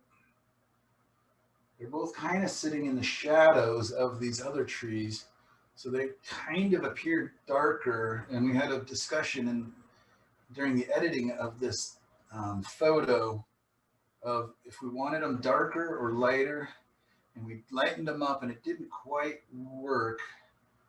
So I'm going to put them in darker with the idea that I can kind of change those when I get to them. But right now I just want to kind of get them in, get them marked, kind of see what their density or their weight is.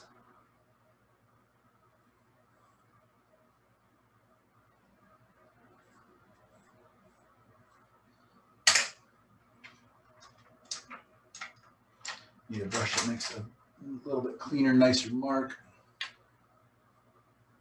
Leaves a nice little cleaner edge, hopefully.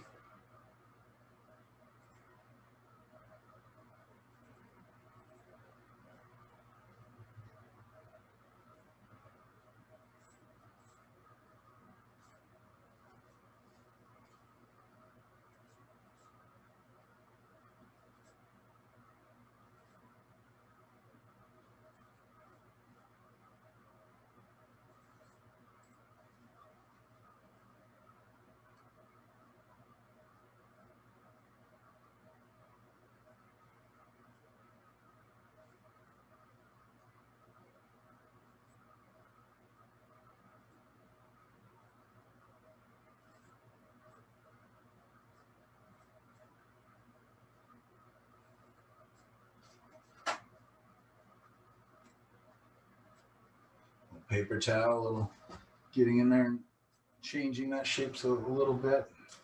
And let's narrow this down as well.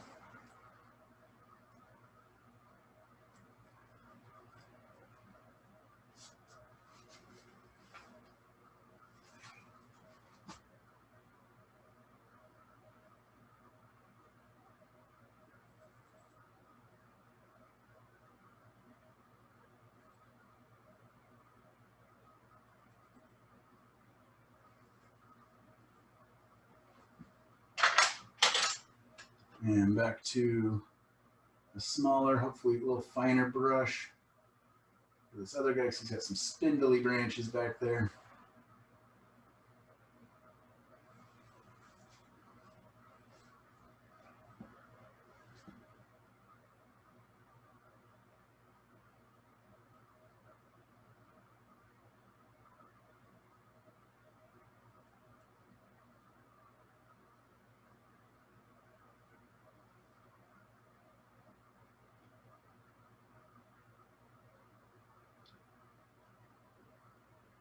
Sorry, my hand kind of gets in the way there.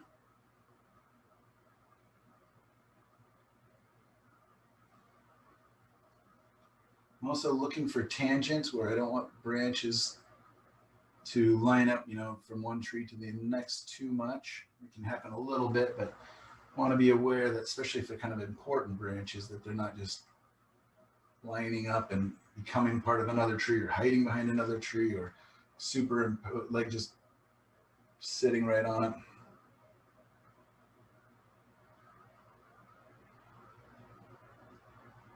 And have this branch going over here, and I get to decide, where does it go? Does it come across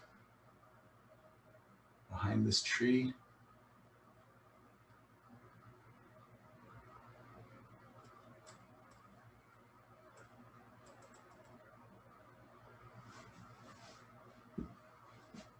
In my reference, it does, I don't know where the branch actually goes.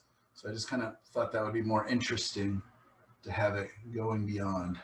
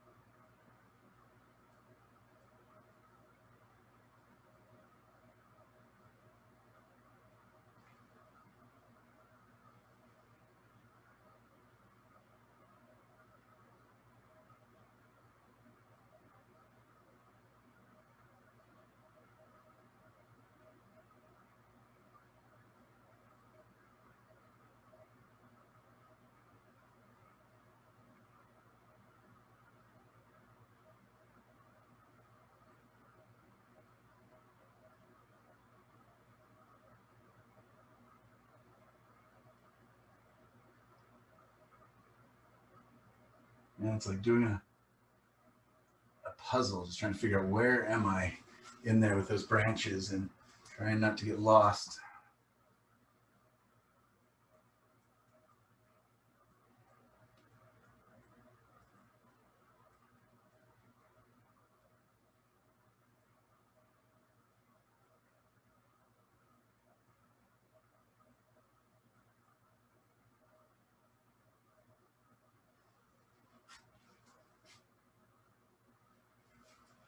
Okay.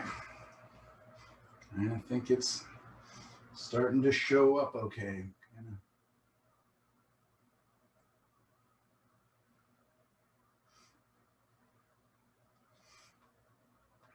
Any questions so far, you guys? You guys are pretty quiet over there.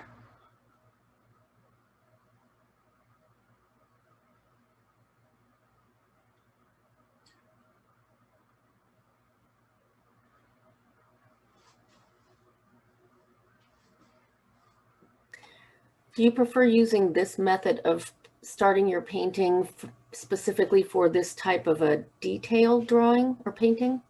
It definitely helps. You know, let me go ahead and brush out. That's a great question.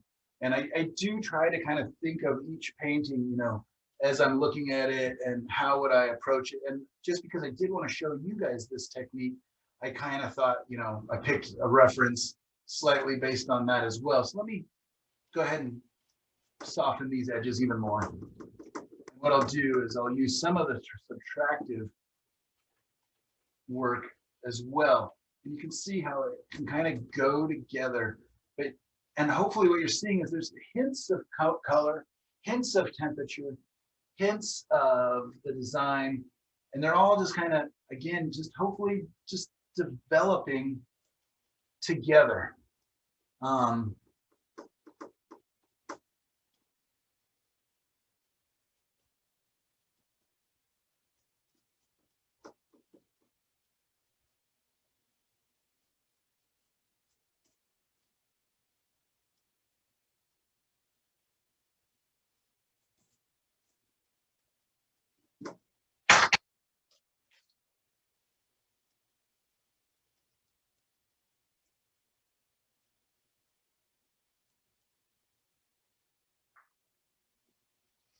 Okay, so I'm going to go back in and refine a little bit, not too much, but some of the edges of this messy tree, and looking kind of at the reference and going, okay, what's interesting? What negative shapes could be useful?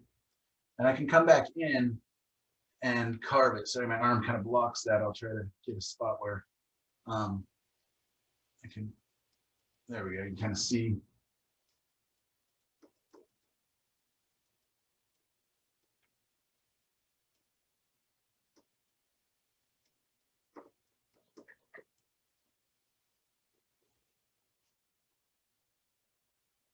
So yeah, very much a combination of additive style, drawing style, subtractive style.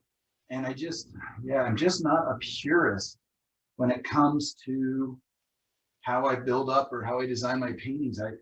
It's just kind of whatever the painting wants or whatever I can feel like doing at the moment. And it just keeps it more fun and more fresh for me, hopefully. And hopefully for the viewer too. I think it's really important that we keep having fun.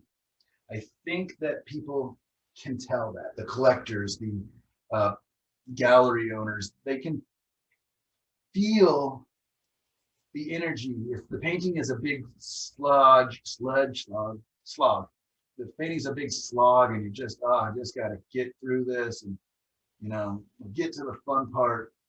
I think people can tell that. And so for me, it's important to just try to keep it fresh, fun, interesting. And that means for me, experimenting, trying different things, pushing things a little bit more. But while in some sort of control, again, where I can kind of, if things are working, I hopefully can replicate them again. If they're not working, hopefully I can pinpoint why not.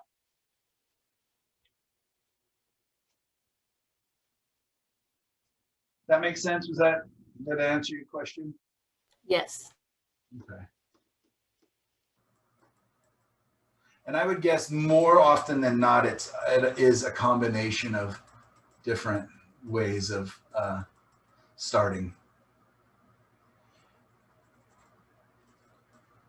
And it's not like I really even differentiate, like, okay, now I'm onto this stage of it. Now I'm onto this stage when I'm, you know, not teaching. When I'm teaching, I keep everything kind of separate until, you know, break it down mentally so that you kind of understand the order of things. But when I'm painting, it's not like I think, oh, okay, the beginning part of the painting is done. And now I'm to the, you know, middle part of the painting, or now I'm finishing it, or, you know what I mean? It just kind of keeps evolving. And sometimes it's a big step back where you think you're kind of getting towards the end of the painting and realize you've made some horrible mistakes and you need to go way back and fix some big areas. So that's why I try to spend the time figuring out the design, figuring out the values and all of that, so that I'm less likely, hopefully, to make great big mistakes that send me way back. Like I say, I love painting, I hate fixing.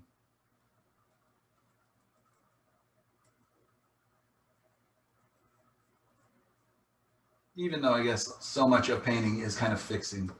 I heard somebody once say that painting is just a matter of setting up challenges for ourselves and figuring out a solution for it.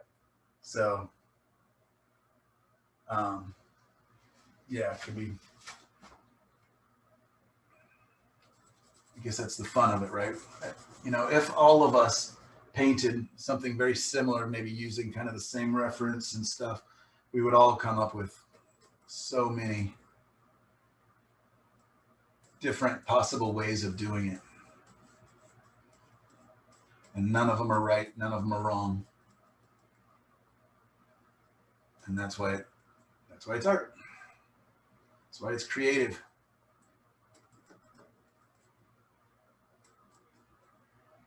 That's why it's not paint by numbers.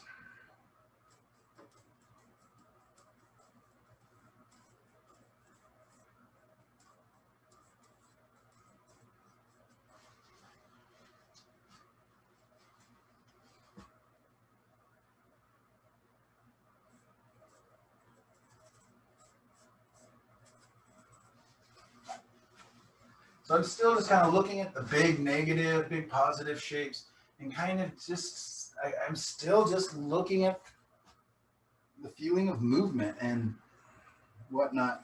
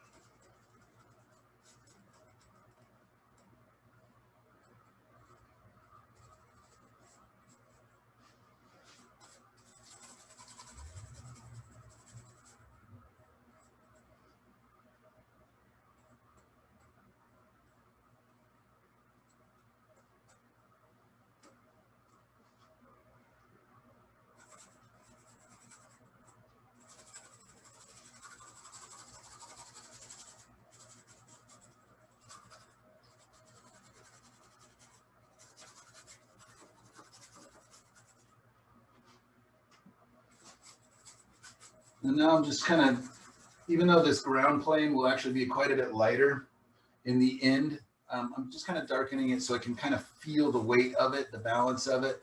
And also, this will allow me just to kind of have the shadows underneath the shrubbery, underneath the flowers and plants that are down here. But I also want to differentiate it from this line of water that's getting hit by so much light back there.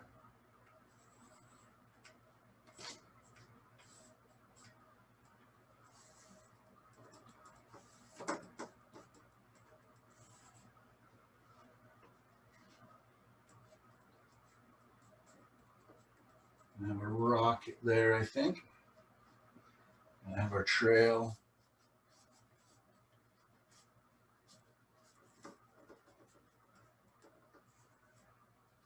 And through here a little bit. Kind of a bit of a shrub over there to kind of disrupt the trail a little bit.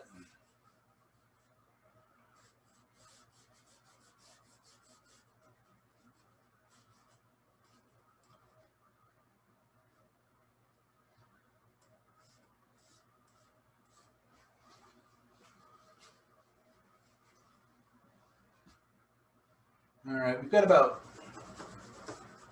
5-10 more minutes of painting time. So I'll refine some of the edges. If there's anything glaring that you're seeing, let me know, glaringly wrong or that's really bothersome to you. Otherwise, I'll kind of come through, refine some of the outside edges a little more. Some of these like. I have a comment. Of course. And I'm sure it's just my personal taste, but that secondary tree on the right, I think it has too much attention, the bigger one, yeah, because in the photo, it's a lot thinner and a lot less important. And now to me, it's competing with the other one and it's drawing my eye. I go back and forth, back and forth, back and forth. And that's probably just me because I know you know what you're doing. Well, yeah, and I'm not stepping back. So no, I appreciate any input is always welcome. Takes the village, I tell you. I have to agree on that. And the other reason why I don't think that tree should be there is it's taking my eyes to 2 trees on the right, 2 trees on the left. A little too balanced for you. Yeah, But I think if it were thinner, it wouldn't have that importance. All right, let's give it a slim down here, shall we?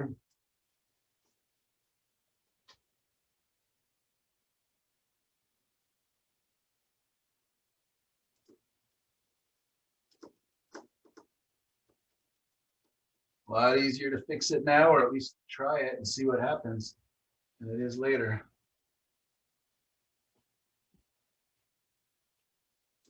So what I like about the beginning stages is it's very malleable.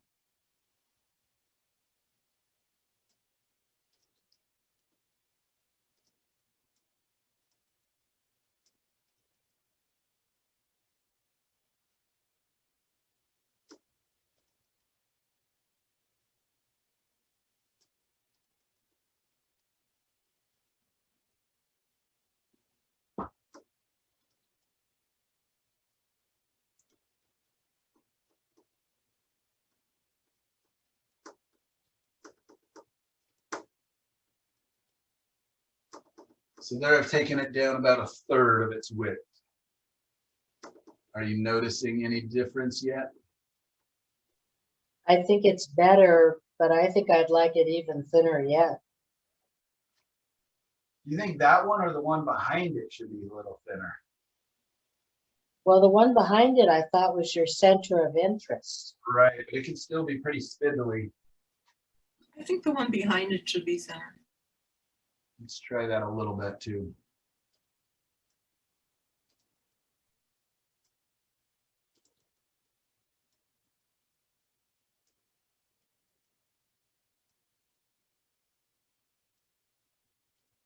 No, I appreciate all the feedback, and I think it's very important, as far as learning all together, to help see these things. And again, I'm just not stepping back from it to judge things fairly. Normally in my painting, if I'm not painting in front of people or with people, I will be constantly, every 20 or 30 brush strokes, maybe more often, stepping back and seeing how does that, how did that work? How did that work? How did that work?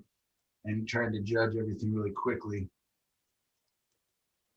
I think that dramatic branch off of that far right tree coming up at the angle it does and sweeping around, that really draws my eye. This one? Yeah.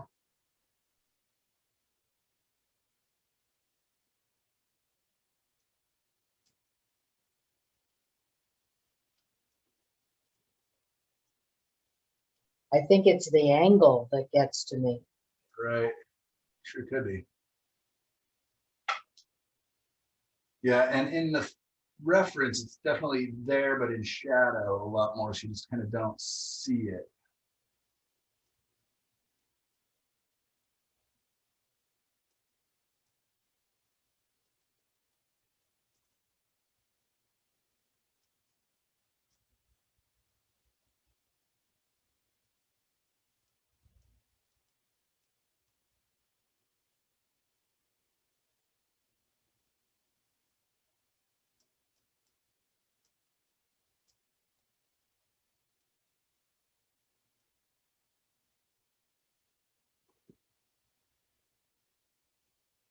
But yeah, it's interesting too, at this stage of the painting, I do find myself thinking of, I was almost sculpting sometimes, taking away the wet clay, adding more wet clay. It's kind of fun.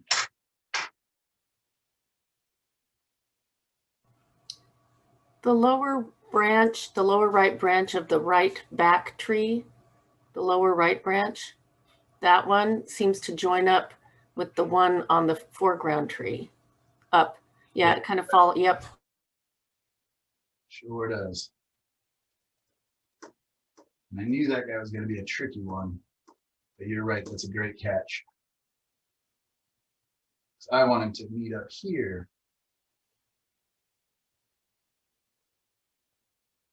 Sometimes you just want to yell at them, behave.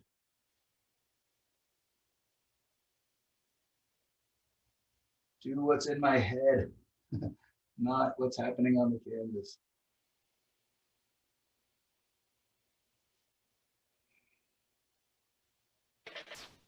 I'm noticing kind of a repetitive shape with the tree on the right and that left branch you just edited, and the tree on the left with the second branch up on the left. It's sort of a repetitive shape. Here and here. No, that shape, and then you go to the tree way on the left, Oh, on the left, sorry. way over there, and the second branch up, the big tree, big Oh. tree, big tree. The second branch from the bottom, you see the curves kind of are the same shape. Okay, here and here. No, I'm sorry. The second branch up on the left, This and one. then the branch on the tree on the right, way over on the right, there's like a similar curve to them. So this one where I put this tree. Yeah, that one, and then the one you were just editing on the tree on the right. To me, they look like a very similar shape, the way they're curving up and turning. They are in the reference too, though. Yeah. So you're saying this one here on the bottom and this one here are like mirrors of each other? Well, And this one?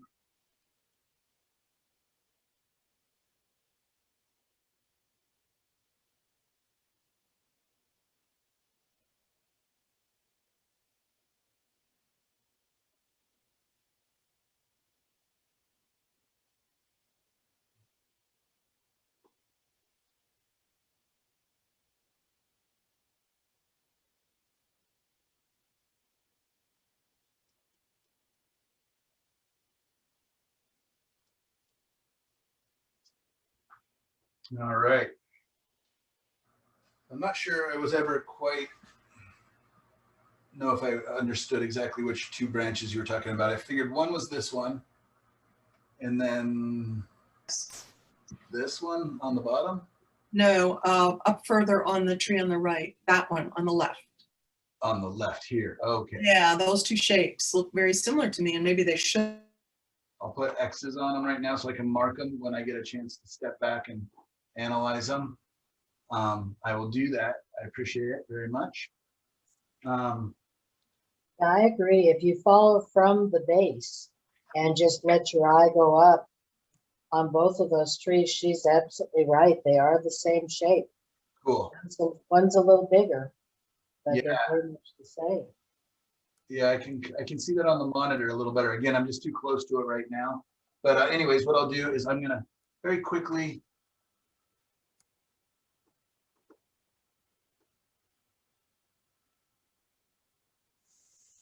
lighten up some of this.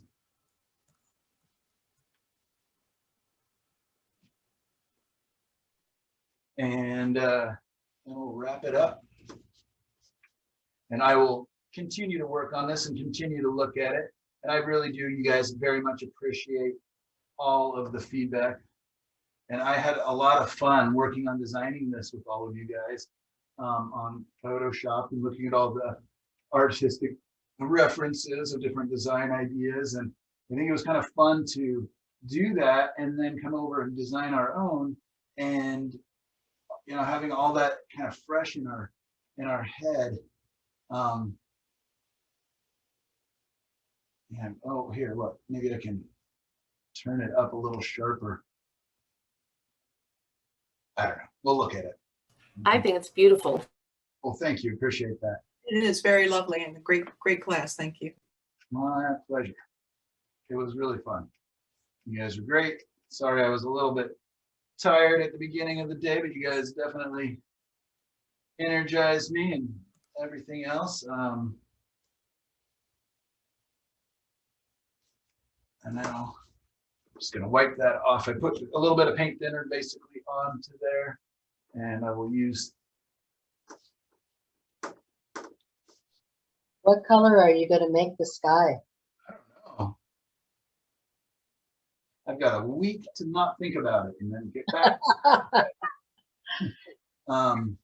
Yeah, we gotta, well, I mean, now we have 3 paintings to come back in color, and hopefully you guys will have some paintings ready to come in and start coloring up a little bit, or at least thinking about. I don't know if I want it to be a very warm painting, or if I want to come back in, sometimes nice cool grays and things over the tops of these warm colors can sure be a lot of fun. So I may have to look at my collection of paintings that I'm planning to send to this gallery and make sure I'm not too repetitive. So sometimes that kind of, unfortunately can kind of dictate as, oh, all my paintings I'm sending are earth red and yellow, better put a purple one in there, a green one in there, something slightly different color-wise. I don't know if this one will work well to go crazy, like I showed you some of those references of other artists really going wild with the colors, but who knows, maybe it could be. Now I don't even know if it's a sunset, sunrise, midday, cloudy. It could be anything still. Right now we're just working on our design and our overarching values. But anyways, thank you guys so much. What's the name of the gallery? It's called you got the card right here. It's called the Classic Art Gallery. Huh, Yeah. cool. Yeah. So I'm just transferring over, hopefully, to my other computer. Let's see if it'll let me come back to this. Yay, it worked. Who understands why it works sometimes and not? All right, just 1 more minute to kind of get everybody back. Oops. Started repeating myself. Great. Anyways, I will see you guys in a week. I will probably not be on Facebook much this week due to traveling and stuff like that. But I would love to, have you guys post pictures as you're getting them done. Comment, please, on each other's work. Fill in for me. And I'll try to jump on a couple evenings if I can while I'm in Chicago and give feedback. And otherwise, I really look forward to seeing everybody next Wednesday, 9 o'clock again. And yeah, any last minute questions, you guys? Have a nice trip. Thank you. All right, you guys, it was. Thanks for the class. Thank you. Bye-bye. Bye, everybody. Bye.